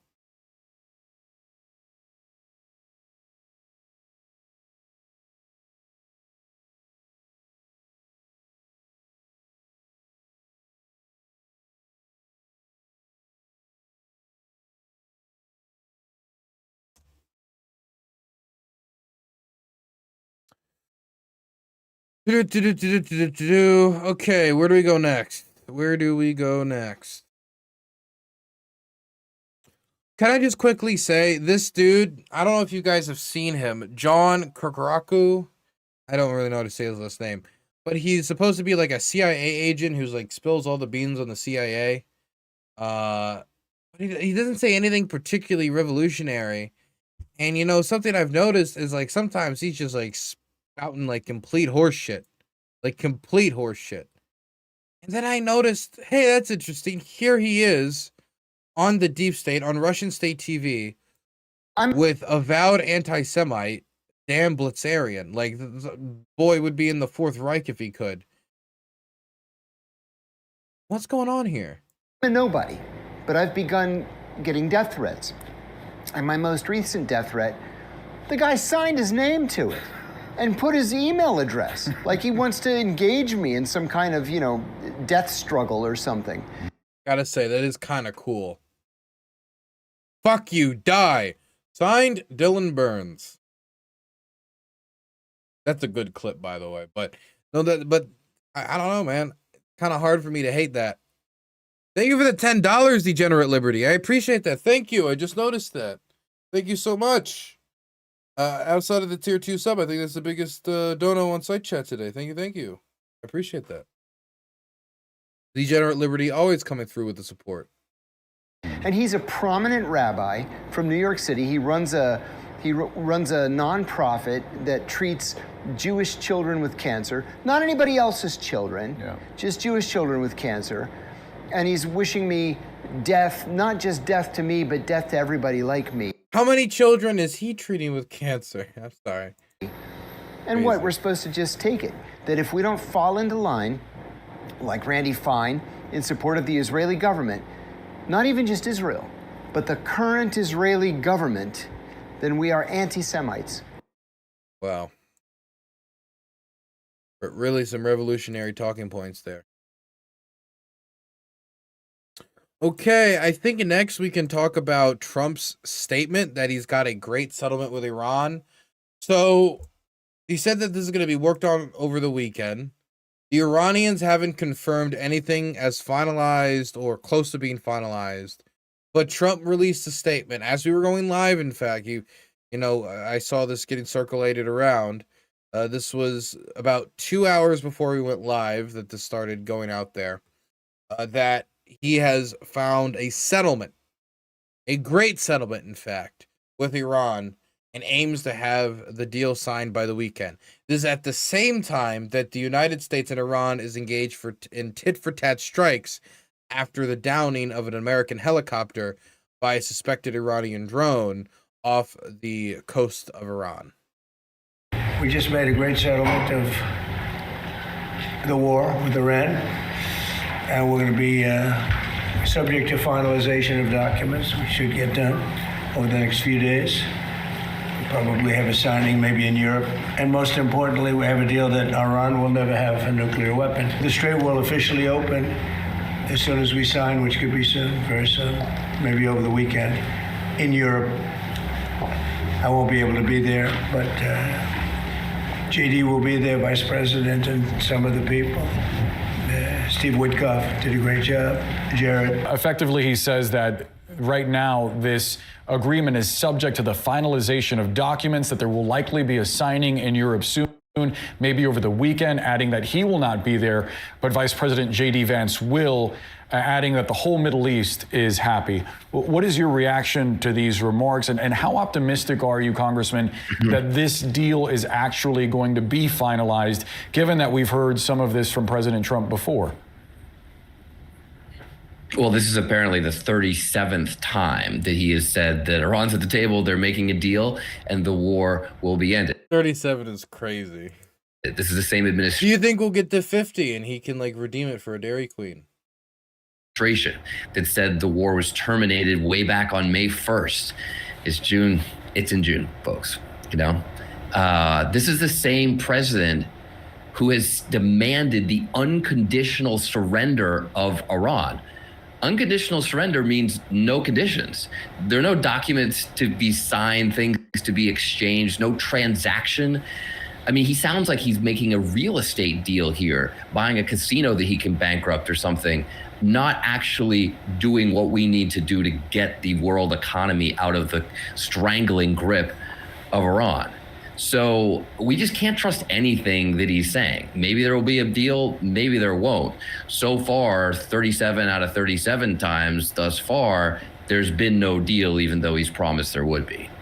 The president there spent a bit of time describing his communication. Is this how everything is now? Like with Ukraine, it's like, oh, a peace deal's right around the corner, right around the corner, right around the corner. And now it's been a year and a half after a 24-hour promise. And now when it comes to the new war that he started with Iran, it's going to be, oh, it's right around the corner, it's right around the corner. 37 promises. 37 promises that it's right near an end. It's just like every single time, it's like any signal sent from the president of the United States is going to be read as, maybe eventually they'll get around to it. I mean, originally when Trump would say, oh, looks like we're going to get a deal, the market would make massive swings. I mean, like the type of swings that could like make people rich or poor, like the massive, massive swings in the market. And now it's like if the president says, oh, we're close to a deal, the market doesn't even react really whatsoever. It's quite a massive transformation. With leaders in the region, U.S. allies that have been impacted by this war. He specifically mentioned Bahrain and Kuwait and obviously Israel as well, saying that he spoke with Benjamin Netanyahu. But a source tells CNN that this announcement caught Israel off guard. It's certainly possible that the officials that CNN has been speaking to were not made privy to this information or were not aware of what Netanyahu knew. But I do wonder that as Trump says Israel approved this agreement, do you think Netanyahu needs to be looped in on these negotiations before the president posts something like this?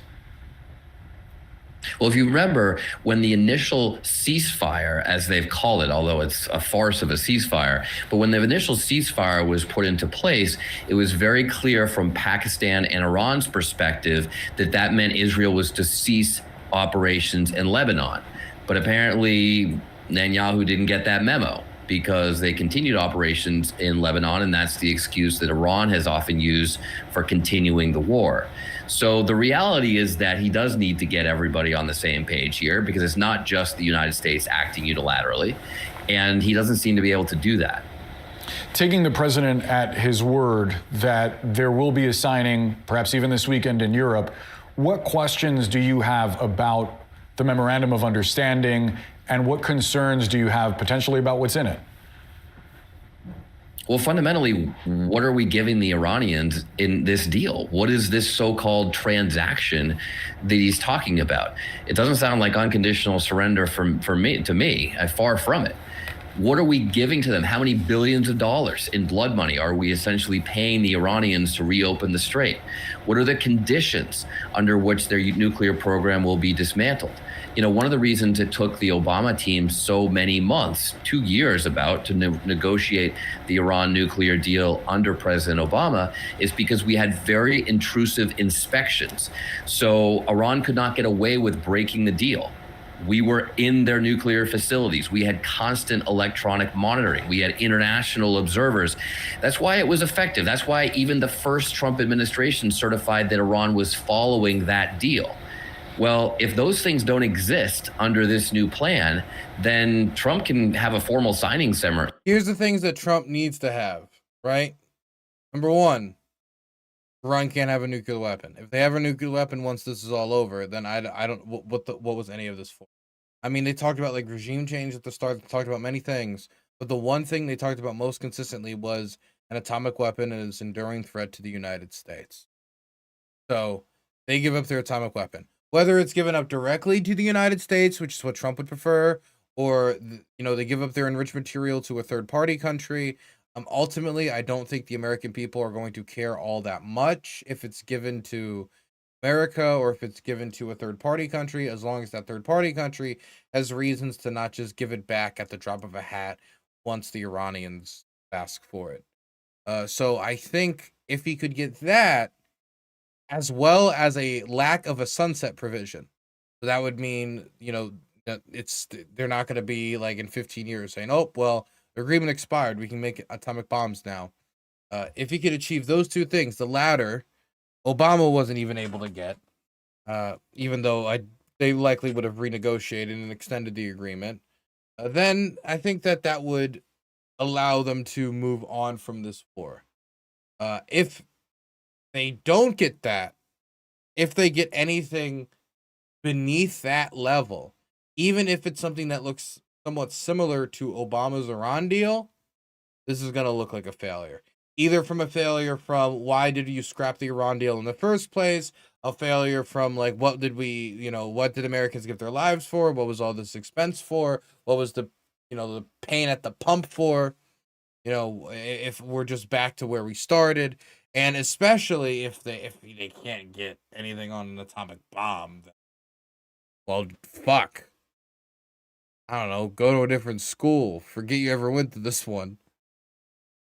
Ceremony, and get all the pomp and circumstance and boost the stock market for a few days. But we are not going to be able to have confidence that Iran won't still build a nuclear weapon. Is your view, Congressman, that the U.S. at this point should have perhaps been more aggressive in trying to get concessions through military force? Because it was only a few hours ago that President Trump, before this was announced, was talking about potentially even taking Karg Island, this hub for oil exports in the Persian Gulf that likely would have required not only American forces to take it, in the president's words, but also likely an expanded presence to hold on to it. It's only a few miles away from Iranian territory. No, absolutely not. I think this war is one of the dumbest in history because it's actually empowered Iran. I mean, the whole point of this war was to prevent them to stop their nuclear program. Well, that has not been achieved yet. In fact, we were in a much better place in stopping their nuclear program under President Obama before Trump tore up that nuclear deal. Then he talked about stopping Iran's power projection. Well, Iran's never projected more power in history. I mean, they've literally strangled the world economy by closing the Strait of Hormuz. So this war has backfired from day one. And my big concern that I've said for a couple of months now is that if Trump tries to escalate militarily, he'll only make things worse. And one of the ways that he could make things worse is if he does an operation that entails a lot of U.S. casualties. And I'll tell you what, a great way to ensure U.S. casualties is to tell your enemy what you're about to do, which is exactly what Trump did a couple days ago when he said he wants to have an operation on Karg Island. I mean, I can't imagine, as a Marine veteran myself, being a Marine off the coast, potentially with plans in hand to go into Karg Island and have the commander-in-chief tell your enemy that that's what you're going to do. It's unbelievably irresponsible. It is clear that Trump cares a lot more about the stock market than about our troops. If all this does come to pass, there would be a loose framework, almost a memorandum of understanding, sketching out parameters for a specific nuclear agreement to be negotiated over the next however many months or even longer, certain terms for reopening the strait, and I expect So a reopened strait is an immediate consequence of the deal. And then the long-term consequence when it comes to atomic weapons isn't even finalized. So they want to remove the pressure and then hope that the Iranians will just, after you killed the Ayatollah. Okay. Okay, I don't know why they would do that. I don't know why anyone would do that. But okay. Once you remove the pressure, once you remove the blockade, once the Iranians are solidly back in the world market, well, of course, if they want to have access to American reparations, then they're gonna play ball. Schedule of financial transfers, either the easing of sanctions or the thawing out of so-called frozen assets. Look, this would be good economically. It would be good if the ceasefire was to hold, but we shouldn't kid ourselves. If this is to happen, and again, I hope it happens, it's not the same as peace. Iran has demonstrated its ability to control the Strait of Hormuz. That could be reintroduced in a month or 6 months. As I said, the nuclear challenge has not gone away.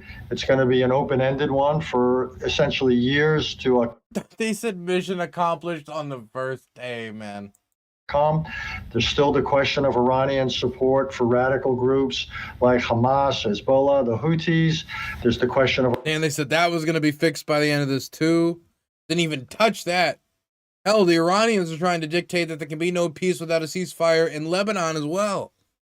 Iran's drone capabilities, ballistic missile capabilities, obviously issues of real concern to Israel. There's the fate of the Iranian people. So I simply point out all this out to say, as welcome as a deal might be in principle, we should probably limit the amount of champagne we decork and enjoy simply because of all the questions. He said that Iran would never have a nuclear weapon under this deal. Do you believe that? Look, that ought to be the goal. Iran can say that, but that's a question of intentions. Intentions you can never measure. All you can mention are capabilities, and that's something that we're going to need international inspectors to go into Iran, to have extraordinary access. And again, this is not a time-limited effort. This then becomes a permanent effort to make sure there's no enriched uranium. There'll probably have to be limits on the centrifuges that Iran is allowed to spin. Again, we shouldn't kid ourselves. This is something that is going to have to be constantly monitored and verified. So it's not a problem solved. It's simply, if you will, an open-ended goal. Hunter Biden tells Gavin Newsom on the Gavin Newsom podcast that he'll run for office in 2028, but only as Gavin Newsom's VP. I'm joined today by presidential candidate Hunter Biden, 2028. Come on, Hunter. What's going on? No. You got more buzz out there than you got the President of the United States, Donald Trump, talking about your candidacy for President of the United States. I had to give you a break for just one day at least. Here's the deal. I'll run, but only as your VP, because the truth of the matter is the vice president's residence is a lot cooler. It's a lot easier job too. Spoken like a true Biden. Truly his father's child.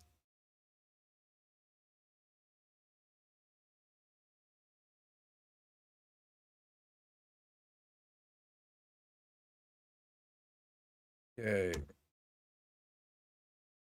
Hunter Biden on Graham Plattner.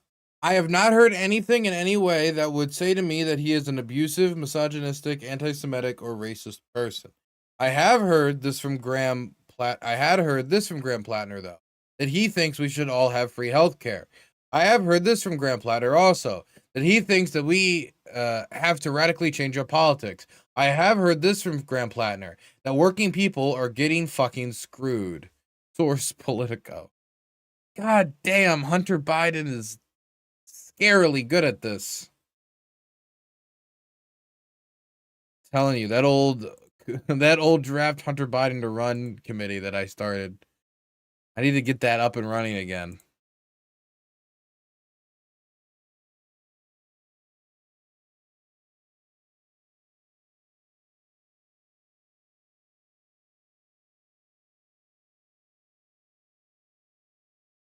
Did you guys see that air testing confirms no biohazard exists at the Pentagon after a lockdown incident? So there was a reported biohazard at the Pentagon today that created quite a stir, but it seems that it was all a fluke.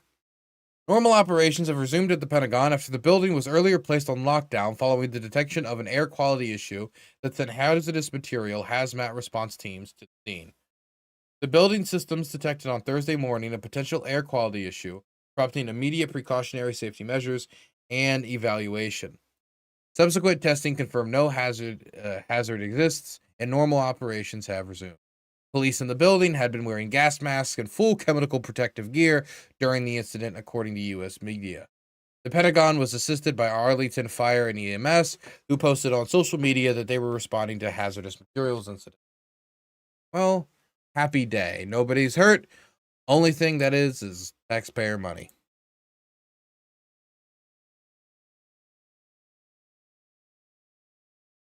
Dylan, do it. Take credit for get credit for Hunter Biden running like Hassan does for Mondani. No. I refuse. I refuse to even engage. I refuse.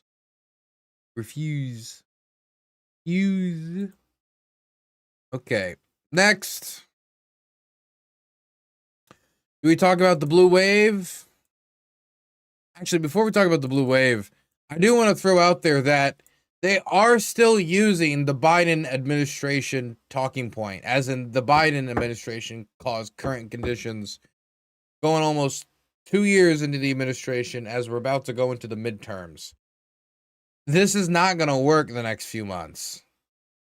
This is not going to work. This is after questioning from Senator Warnock towards Rollins. Communities are struggling. You've supported aid packages for farmers hurt by Trump's policies. Would you also support a food aid package for working families who are just struggling to afford groceries due to increased costs? So, Senator, the 3% is actually an average cost of food increase over the years. Under the last administration, it went up 20%. But the SNAP, I think, is really important. Do you realize, Madam Secretary, with all due respect, how sterile that answer sounds for the person who's trying? You say, well, you know, that's the mean cost. But right now, somebody's trying to buy groceries in Georgia, and they can't afford it. Well, but that's because of the Biden administration is the reason. 2 years later, that's your answer? Because of the Biden administration? Look at this. Look at all the prices that have come down. Avocados down 20%, berries down 13%, butter down 13%, eggs down 90%. Grocery costs are up. You don't dispute that, right? Even as you call these individual items, you don't dispute that grocery costs are up in America. The affordability question in America is real, and the work to bring those costs down continue. And within 1 year, the costs have significantly come down, with a few outliers, coffee, beef, et cetera. But on the SNAP program, sir. Hey, you know what? I said we were going to cover the Albania thing this weekend. How about we just do it right now when we talk about the Albanian island? So I'll give you guys a briefing. I haven't seen the segment, but I know what's going on in Albania in broad strokes. So basically, Jared Kushner and his wife like Albania. They apparently were boating in the area, and they really liked the shorelines. They really liked Albania, which is pretty tourism-centered. Tourism is a big pillar of the Albanian economy. But the Albanian government wants to head more towards high-value tourism than necessarily mass tourism. Anyway, Jared Kushner sees this opportunity in beautiful, beautiful Albanian coastline and says, I'm going to build a big hotel on this piece of land on the coastline, on this strip that, you know, all these, you know, rare seals, use to, you know, for their nature. They use for their nature activities, you know, to, I don't want to say breeding, you know, that's offensive. This is a PG channel. They use that area for the turtles and the laying of the eggs. They have, you know, habitats for a bunch of animals that the Albanian government is supposed to protect. Most famously, the flamingo. So what happened is Jared Kushner gets approval after a fast tracking of his project to build a facility on an island and to build multi-billion-dollar facilities on the coastline in this area that is used by seals, in this area that is used by sea turtles, in this area that is used by flamingos. And it is used, in the way they did it, is by using this fast-tracking process that even the Albanian court system is currently deliberating on whether or not that is particularly legal after that was put in place, this fast-track system 2 years ago in 2024. So the Albanian prime minister sees this project, this billions upon billions of dollars infusion in construction and building and jobs for thousands and thousands and thousands of hotel rooms that are going to be available in this area. He sees it from an economic perspective, building out the base of Albania's economy, making it so that high profile, high value tourists are going to be coming to Albania, spending a lot of money, paying a lot of taxes, paying into the system, and also this creates jobs, which also pays back into the system, also pays taxes. And so he's looking at this through an economic calculation. Well, at the same time, locals are looking at the environmental damage. They're thinking about the damage to flamingos, which is why the protests that have spawned from this are called flamingo protests. And they're also thinking about whether or not it should have been fast-tracked in the first place, whether or not there should have been more dialogue with the communities that are going to be affected, environmental organizations who care about, the animals that don't speak for themselves up in the Albanian parliament. They don't have an ability to. And the clash between those interests and the government's interests in economic investment and expansion. White sand beaches, blue waters, flora, and fauna. The island. White sand beaches, blue waters, flora, and fauna. The island of Sazan is a jewel in the Adriatic Sea, the westernmost point of Albania. But the former Cold War-era base is now in a vibrant nature preserve. It's also an inviting prospect for real estate developers. Chief among them, Ivanka Trump and her husband, Jared Kushner. And their plans are running headlong into Albanians who want to keep what's theirs. Special correspondent Simon Ostrovsky and producer Katya Patton report now from Albania on a small island at the center of a big controversy.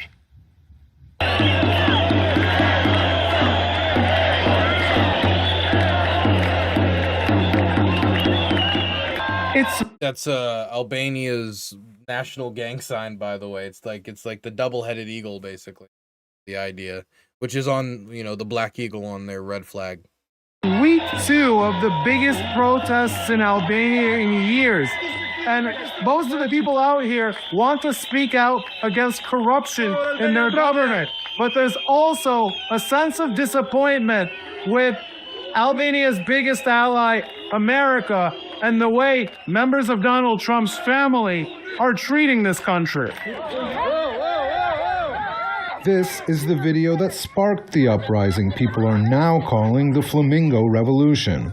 Private security guards violently detain an activist protesting against a luxury development in a protected nature preserve that is a home for the iconic pink bird. It's a luxury development that U.S. President Donald Trump's daughter Ivanka and son-in-law Jared Kushner are backing. In 2024, Kushner shared these renderings of the lavish proposal on his Instagram account. It's not even a business for me, despite the scale of it. But the plans didn't generate a lot of international attention. Hotels are not a business. Have you guys ever thought about that? Hotels are not a not for her. She's in the luxury hotel business for the ethics of it. The ethics of the luxury hotel business. These renderings of the lavish proposal on his Instagram account. It's not even a business for me, despite the scale of it. But the plans didn't generate a lot of international attention until recently, when Ivanka made an appearance on a podcast that angered the citizens of this economically struggling Balkan nation. Not only the island, but we have 5 miles of beachfront directly across from the island, this beautiful peninsula with a lagoon on one side, the ocean on the other, beautiful white sand beaches. But those white sand beaches are on protected land, and the island, it's not private. It is in fact public property. The couple's attempts to appropriate it have elicited much anger here, but Ivanka's claims that she accidentally stumbled upon it have generated even more eye rolls. She said she discovered Iceland, but that belongs to us. How did it make you feel when you saw her talking about the island? I was mad because the island is ours, not hers. It's an unbelievable, beautiful 1,400-hectare private island in the middle of the Mediterranean. We were on a friend's boat, and we stopped for a swim. Effectively, that's how we found it. She discovered the island, right? Yeah. That was very funny, and sad at the same time. Well, we have only one island. Yeah. And I'm a tour guide, and I go into that island like 60 times per year. Yeah. I wanna go another 60 times more. We need it, it's ours. We don't want to sell it. Biljana Bino heads a think tank in Albania's capital, Tirana. She told the NewsHour Albanians were most concerned with the opacity of the proposal, and that the government of Prime Minister Edi Rama had quietly worked with Kushner and Trump to make this project possible. Ivanka Trump comes to Albania, has these private visits, meets privately with the Prime Minister and with architects. What is this project? What is the plan of the government? Who is this investor? We saw construction work there. That's why environmentalists protested and citizens protested. But there was no permission. There was no official documentation. For us, as citizens of Albania, this is an issue that has to do with this system, this political elite, and the lack of transparency and accountability that affects our daily lives. The podcast appearance of Ivanka Trump was kind of just the straw that broke the camel's back. The anger has built up for a long time. The inclusion of Jared Kushner and Ivanka Trump is like the symbol that made it something that could not be bearable anymore. Albania may be small, but its love for America is big. This tiny country regularly polls as one of the most pro-American nations in the world. It contributed 3,000 troops to America's war on terror, and at the UN, it votes in lockstep with the United States. But this foray into the local real estate market by the president's son-in-law, who also doubles as a special envoy for peace, has started to tarnish more than just the Trump family name. You know, there's been tension in the crowd between people protesting and people holding American flags.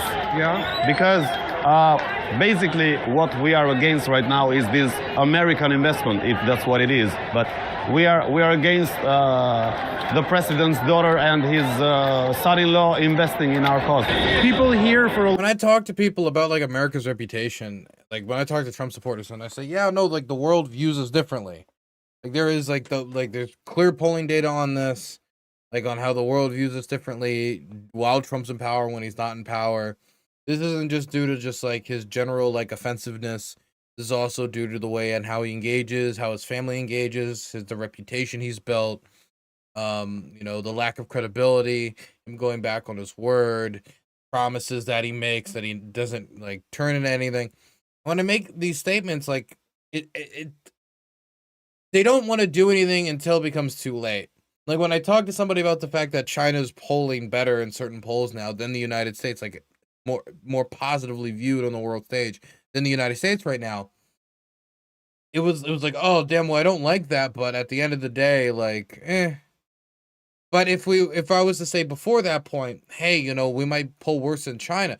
Oh, that's not gonna happen.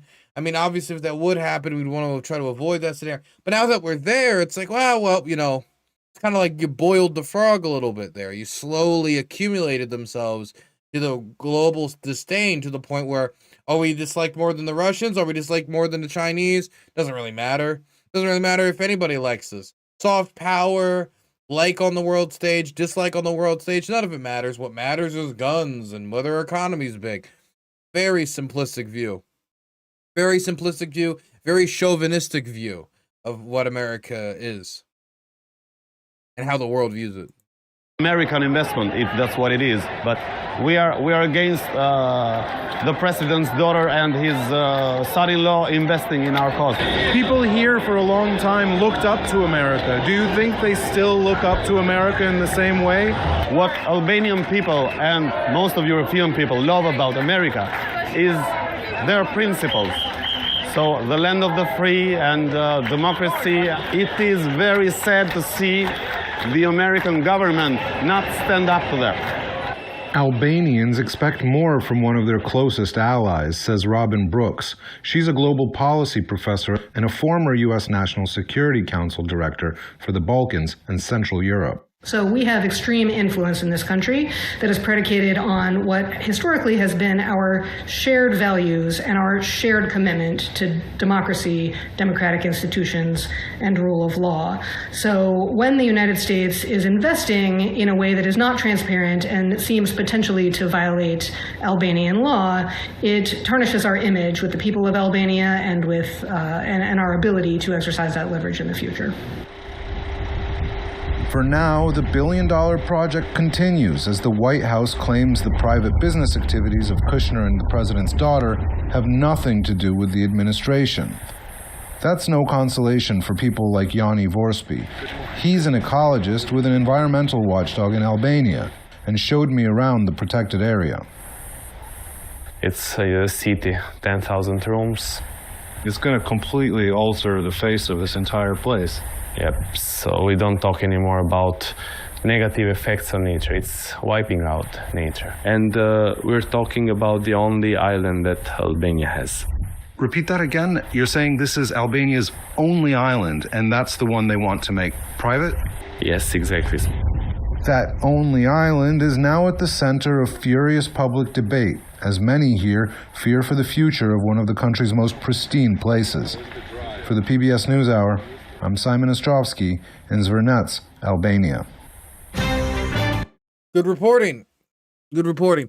Obviously, the Trump family should not own Albania's only island.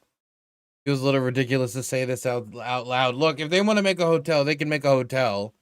It should not be taken away as valuable of a public resource as Albania's only island and turning it in its entirety into private ownership. To do what with it? Make a hotel. Why do you want to go into this area? Oh, it's so beautiful. The seals and the birds and all the turtles we're going to fucking kill. Doesn't really make sense to me. Okay, what do we got next? I think next we have Myanmar and we have polling. Two issues we need to talk about.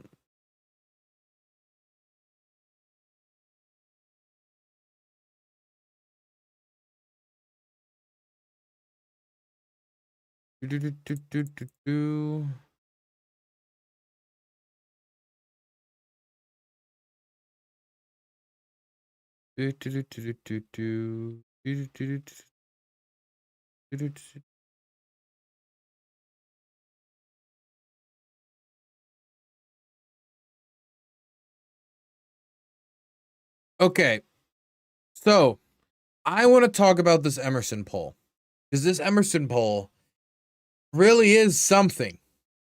And this isn't the first time we've gotten a result like this from the Emerson poll, but this is the most we've gotten this close to the election. So according to the Emerson poll, on a generic congressional ballot, so what does this mean? This means that you have Democrat versus Republican, not this specific Democrat. So if you're trying to use this to think what the Graham Plattner versus Susan Collins odds would be, or an Abdul Saeed, Mahmoud Saeed, McMorrow. I don't know why I said Mahmoud. McMorrow or Haley Stevens race against the Republican. You're not going to be able to do that. This is a generic ballot.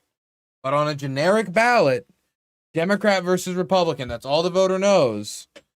Democrats are ahead by 10 points. 50% to 40%.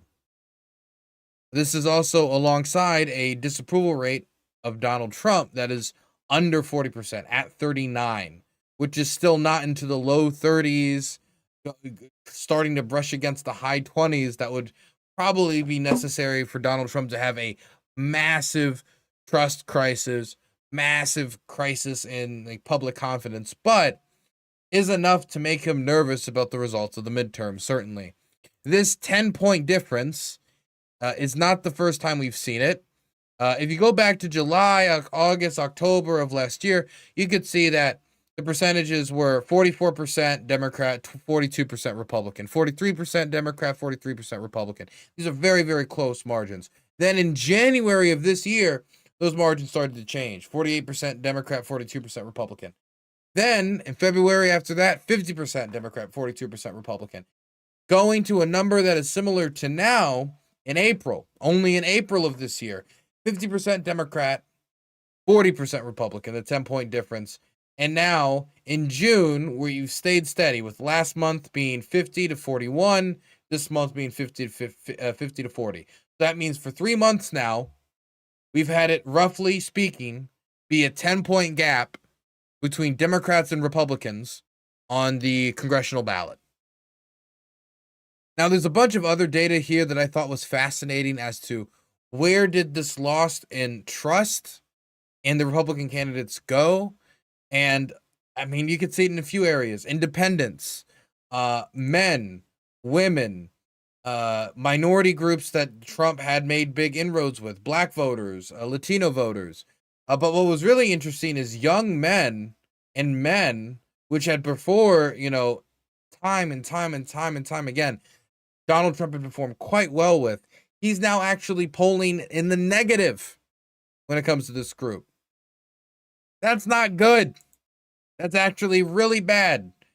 And whether or not it is fair for Mike Lawler and Donald Trump to have to run together, Donald Trump is the head of the Republican Party, and how he leads the country drips down to the down ballot races, especially since how many Republicans there are will control who has control of the House, which controls whether or not Mike Johnson is Speaker of the House, who controls what gets voted on in the House.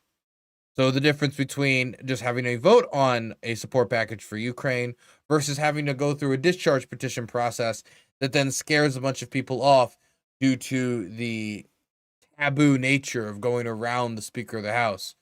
As if for a moment you think that policy orientation is the main focus of congressional leadership. Anyway, very interesting data here. And if you go into I think there is more data in the data set somewhere here that went into more of the specifics. But there's some other data here. This is from May.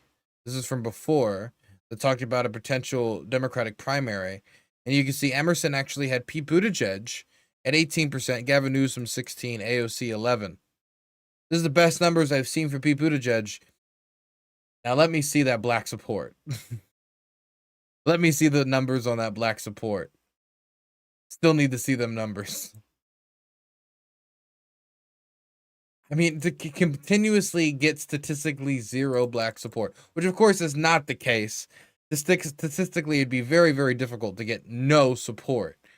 But the fact that it's anywhere near that, anywhere around that, in the same universe, no bueno. No bueno. No bueno at all. And this is not the only poll that has Democrats up. Here's another one that has them in the lead, not by such a large margin. In this case, it's only by 5 points, about half. This is from Signal, a A-rated pollster, where Democrats are 49, Republicans at 44. Independents have Democrats up 19 points. Democrats up on the cost of living, unsurprisingly. Foreign policy, again, unsurprisingly. Economy and jobs, only one, though. Border, Republicans up, and this has been consistent for CNN polling. This has been consistent for a lot of polling. The one area the Republicans are still ahead of, if you want to use a different poll than the one that says up 13, the last poll I saw that was credible, I saw up 8 points. So whether or not you think after the deaths of Renee Good and Alex Preddy, the masked up ICE agents, the way that they've conducted themselves, Gator, Guantanamo, at the end of the day, they are still up on 8 points on immigration, point blank period. And the majority of voters believe that Democrats should move to the center on immigration. However you interpret that to be, that's what the polling data suggests.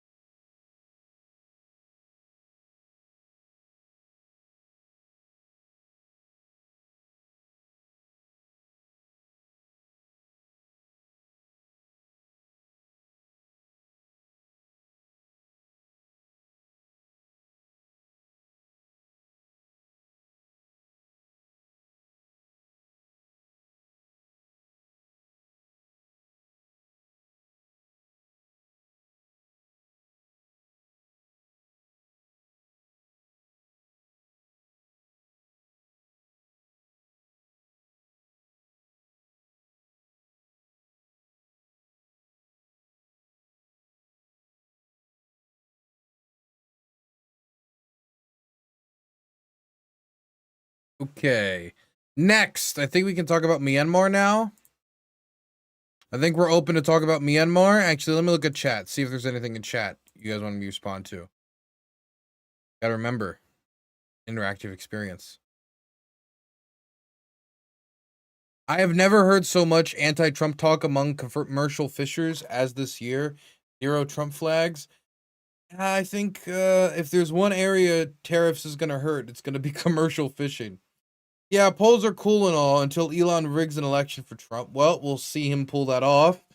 I think if he tried to, it would explode like his rockets. Nice info, guys. Nice they restrict the lights for them. Some of those ones in near big Asian cities have really hard time with it. Don't know what that's in reference to. Last I checked, Saeed was actually ahead of Rogers, the Republican, slightly. According to some polls, Abdul is ahead. According to other polls, he is not. Maybe he is, maybe he isn't. I don't know. I have learned to not be bullish on confidence. None of the Dems likely to win clearly beat him outside of margin for error. Some polls had Stevens doing better.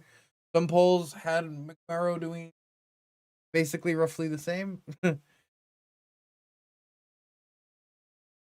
Choose your poll. But yes, there have been some polls recently that showed Syed actually doing better than the Republican. That is absolutely true. I've seen it as well.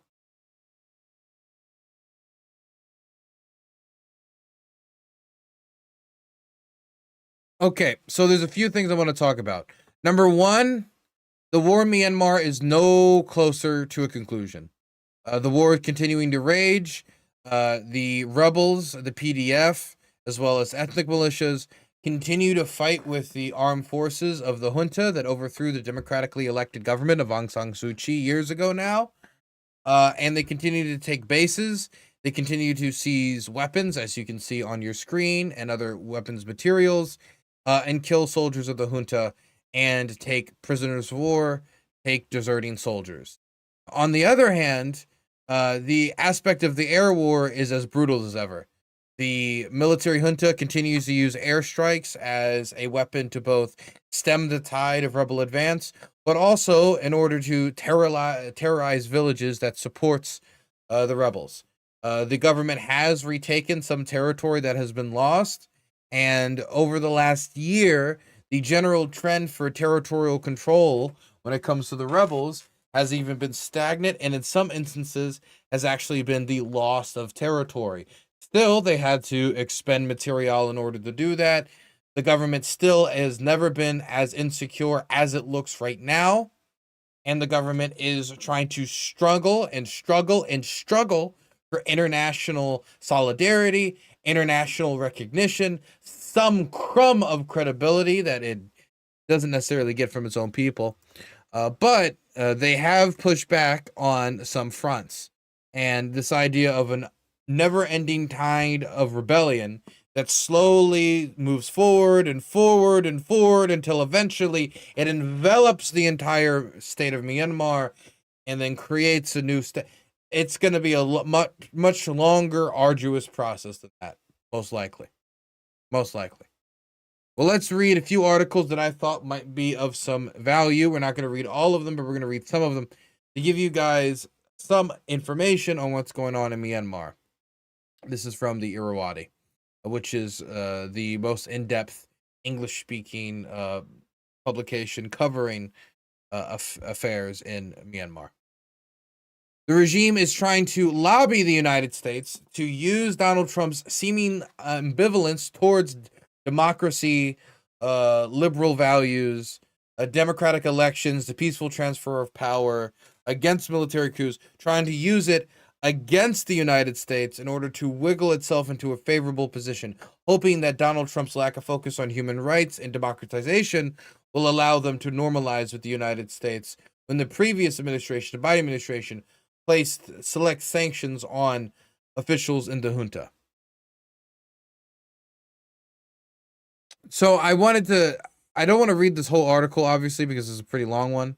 But I wanted to give you guys like the opportunity to just see that this is something that is having an effect. And if you wanted to read the article yourself, you can. This is not one of the articles I wanted to read. I just wanted to shout out the fact that the Trump administration is thinking about business opportunities that they can have with the junta in the general dynamic of realpolitik realism. In mid-2025, Myanmar's Ministry of Information signed a $3 million U.S. one-year contract with GCI, a powerful Washington-based public affairs and lobbying firm with deep ties to the Republican establishment. More recently, long-term political strategist and conservative firebrand Roger Stone, a close ally of Trump. Yes, Roger Stone is an ally of the military junta. Who would have thought? Hey, and also Michael Flynn advocated for a military-style coup, a Myanmar-style coup in the United States. Isn't that interesting? Was brought on as a consultant to the DCI group. The Guardian reported on May 8th that Stone is being paid $50,000 a month to assist in efforts to rebuild relations between Washington and Myanmar's military-backed government. So they are lobbying Washington. They are lobbying Washington by paying Trump's cronies, and they are spending quite a pretty penny in order to do it. So they do believe that the Trump administration offers the military regime a rare opportunity to put aside human rights, to put aside the interests of its own people, to put aside the democratic will of the people of Myanmar, and prioritize realpolitik deals with the Trump administration. Next, fighting is flaring up across much of the country, but the government is trying to secure a certain road to India, Myanmar, and Thailand. Basically, a route that would allow them to both secure the border with India and secure the border with Thailand, securing trade and basically visa travel, people crossing the border freely. Fresh clashes have erupted around Kampat near the region's border with India after the regime leader Min Aung Hlaing vowed during a recent trip to Delhi to complete the India-Myanmar-Thailand trilateral highway. Thousands of civilians have fled their homes since the military launched a fresh offensive in the area on Sunday. Unrest forced the closure of the border between Tamil and India's Mora after the 2021 coup. But in an interview with the Indian state broadcaster last week, Min Aung Hlaing said the military was trying its best to reopen the Kyle Tamu Road and restore border trade.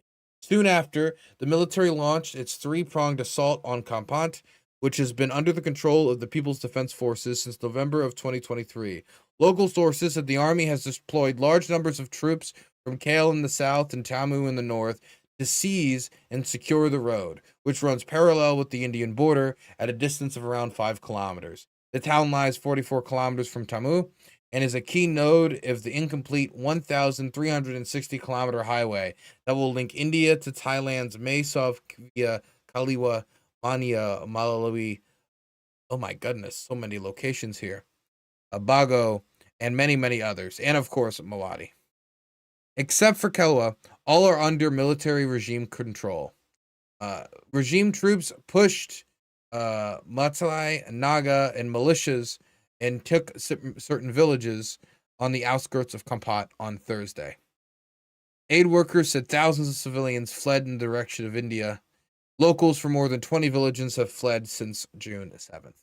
So they're essentially trying to secure the Indian-Myanmar border, which they lost in 2023, 2 years after the military coup, as the rebellion gained steam.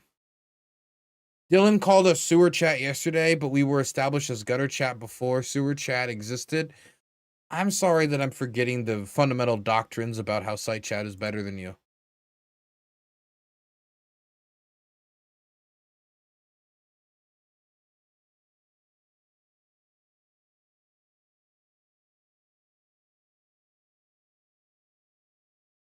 Feels like paying Roger Stone 50 grand is not going to pay off for them. Well, we will see. I mean, it might go nowhere because, you know, maybe Roger Stone is speaking out of his ass and he has had some pretty nasty clashes with the Trump family. Or maybe we'll see the Trump administration buddy up to one of the most brutal military dictatorships on the planet. Which, I mean, that sounds very on theme.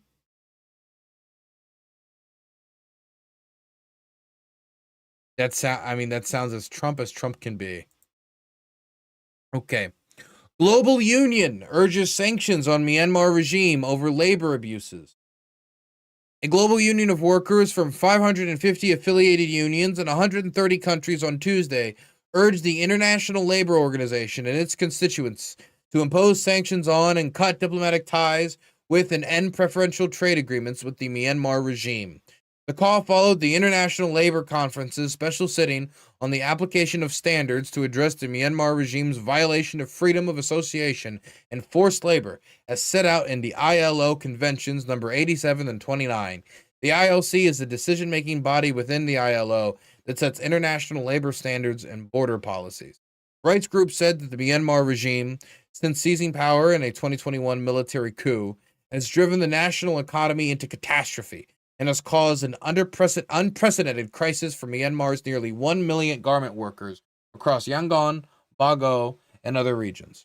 The junta has moved to dismantle labor protections, scrapping tripartite mechanisms between workers, employers, and the government, while cracking down on trade unions and jailing or exiling labor activists. Addressing the ILC, Industrial General Secretary stressed that around 450,000 garment workers in Myanmar earn under $100 a month, about half the living wage. He said factories operating under martial law expose workers to military checkpoints, harassment, unpaid overtime, and the threat of forced conscription.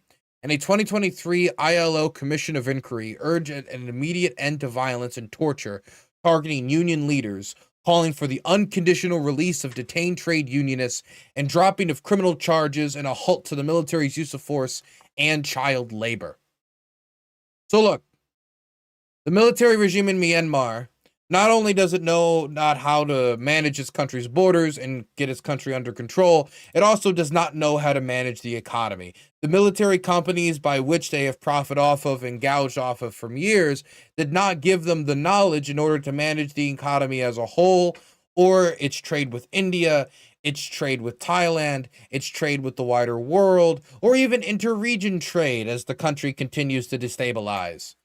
And they certainly don't know how to improve the economic situation compared to a civilian-led government that was in power up until 2021, when then civilian deaths spiked, military deaths spiked, the expenses of military conflicts spiked, the economy took a massive hit, and Myanmar's credibility was thrown into the gutter. So, under those conditions, workers have suffered. They've suffered from the conscription, they've suffered from military checkpoints, but they've also suffered from low pay and abuses that wartime conditions give bosses an idea that they can subject workers to. And a government anxious about its bottom line right now, as it is unable to, deal with its economic catastrophe, is not too concerned with the labor protections of its most vulnerable.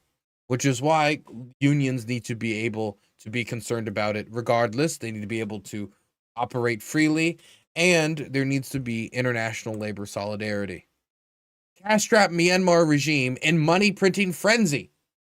The military regime has resorted to printing money to finance ballooning budget deficits as tax revenues collapse and spending on its forever wars against the population surges. Economists estimate that more than 70% of the deficit is now covered from borrowing by the Central Bank of Myanmar, effectively through the printing presses. At the printing factory in the Koski township, staff have been ordered to work without weekends or holidays to churn out new banknotes, sources inside the works told the Rawadi. Established in the 1970s and run by the Ministry of Defense, the factory produces lottery tickets, official seals, and security documents, as well as all denominations of banknotes, including the newly issued 20,000 kyat note. Could you imagine a 20,000 note US dollar? Some workers complain of exhaustion as production lines run round the clock as the orders of management, a colonial and lieutenant colonel in the army. Basically, they're saying that the army is ordering them to work round the clock. The two departments printing currency are being forced to work nonstop. Staff are exhausted, one employee told the Arati. The money printing frenzy reflects the regime's deepening fiscal crisis.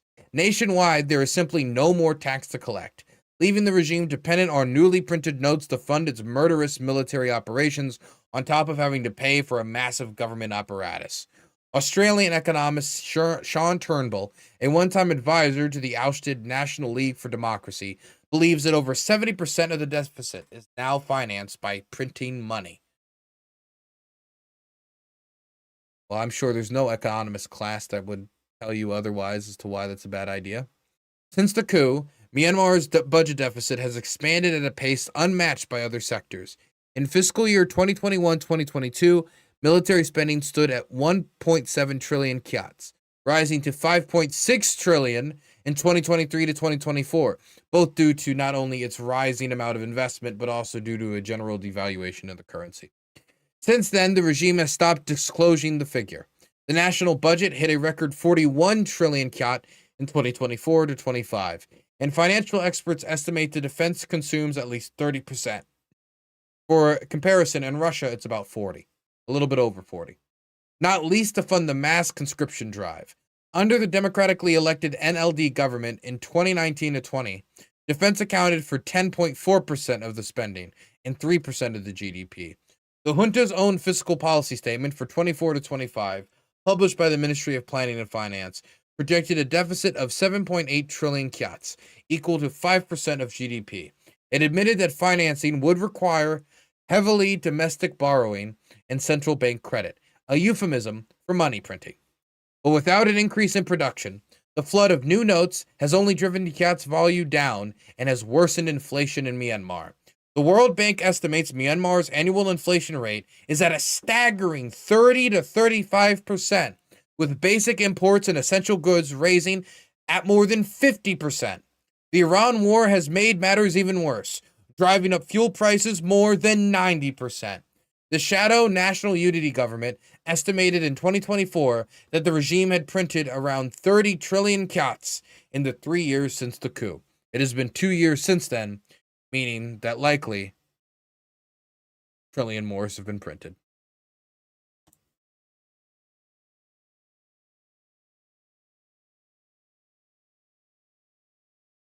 Is it out of turn to say I feel like this world is punishing us for treating her badly?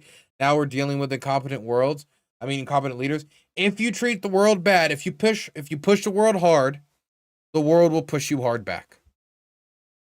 That's just how it works. Good, we did some Myanmar coverage, even if it wasn't like we didn't get to interview anybody from Myanmar or anything like that. I'd like to, actually. I'd like to interview some people from Myanmar. Genuinely.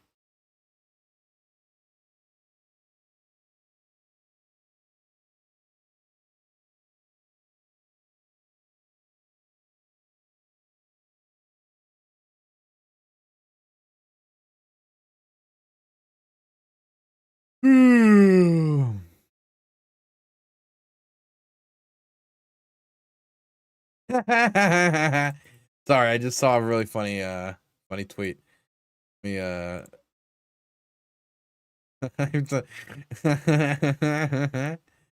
at this. This is from The Persistence, the most annoying homosexual in the Republican Party, Scott Pressler. Just had a conversation with Senator John Cornyn at the airport. I was very gracious and asked him to pass the Save America Act. Grifter. It's true. It's true, but none of those fools will take the medicine. None of those fools will take the medicine. None of them. Not a one. Allergic to medicine.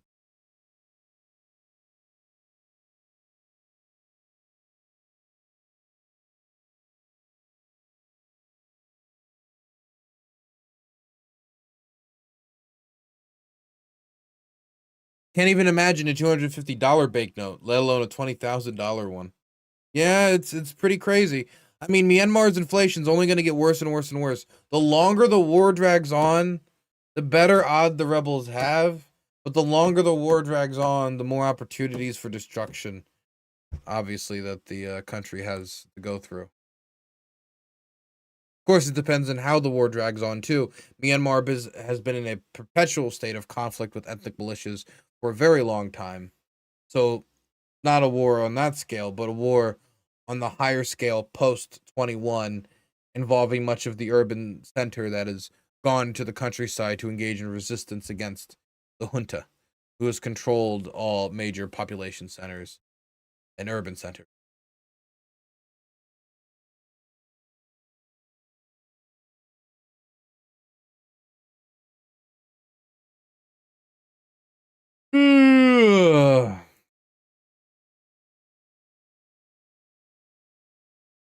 Okay.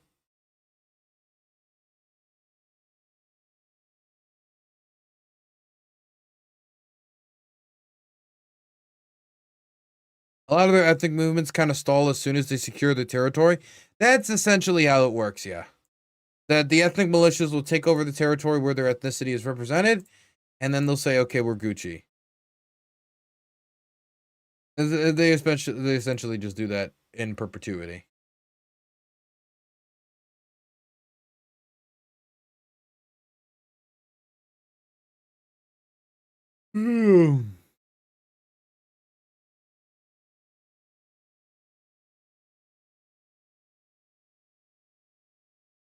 So I think I've covered. You can subscribe to Dylan Burns for only 10,000 kyats. True.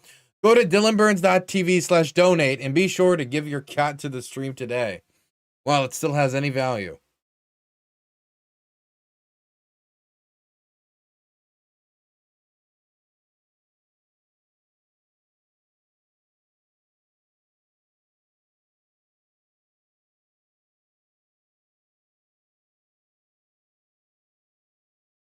So I think I covered everything I was gonna cover for today.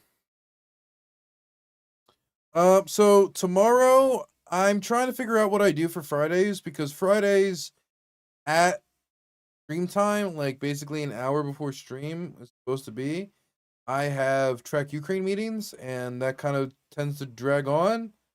And also, like, you know, if I immediately go from meeting to stream, I need time to prepare for stream. So I've thought about, do I stream earlier? Do I stream I can't stream later. It's impossible. It's already too late here. So I'm trying to figure that out. I'm trying to figure out like a bunch of stuff. I'm trying to figure out if we should start doing streams earlier generally, which I'm leaning towards yes. Today was like a normal 6 p.m. stream because, I mean, still what it's advertised as, still gotta tune in for the few people who follow the schedule. But I'm thinking about moving it permanently back to 3, but also making it so either I'm going to have 4 streams a week, but those streams are going to be longer, or I'm going to have a 5th stream a week, but it's going to often be on the weekends.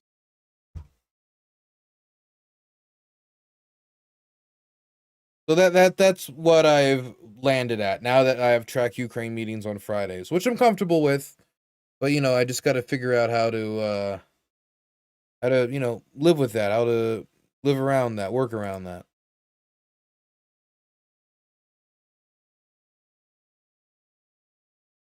Okay. Now that I got all that done, I'm sorry. You saying another yawn? I'm tired. I'm sorry. I'm tired. I'll be back next stream. That next stream will be this weekend. Because I have a stream with Kevin Logan this weekend. I don't know if it's going to be Saturday, but I suspect that it will be Sunday. Or Saturday. I honestly do not know. I will put out a tweet the day of, letting you guys know that it's that day, it's that night, and we'll have a stream. We'll cover some news. We'll talk about what's going on in Sudan, since we did a Myanmar update today.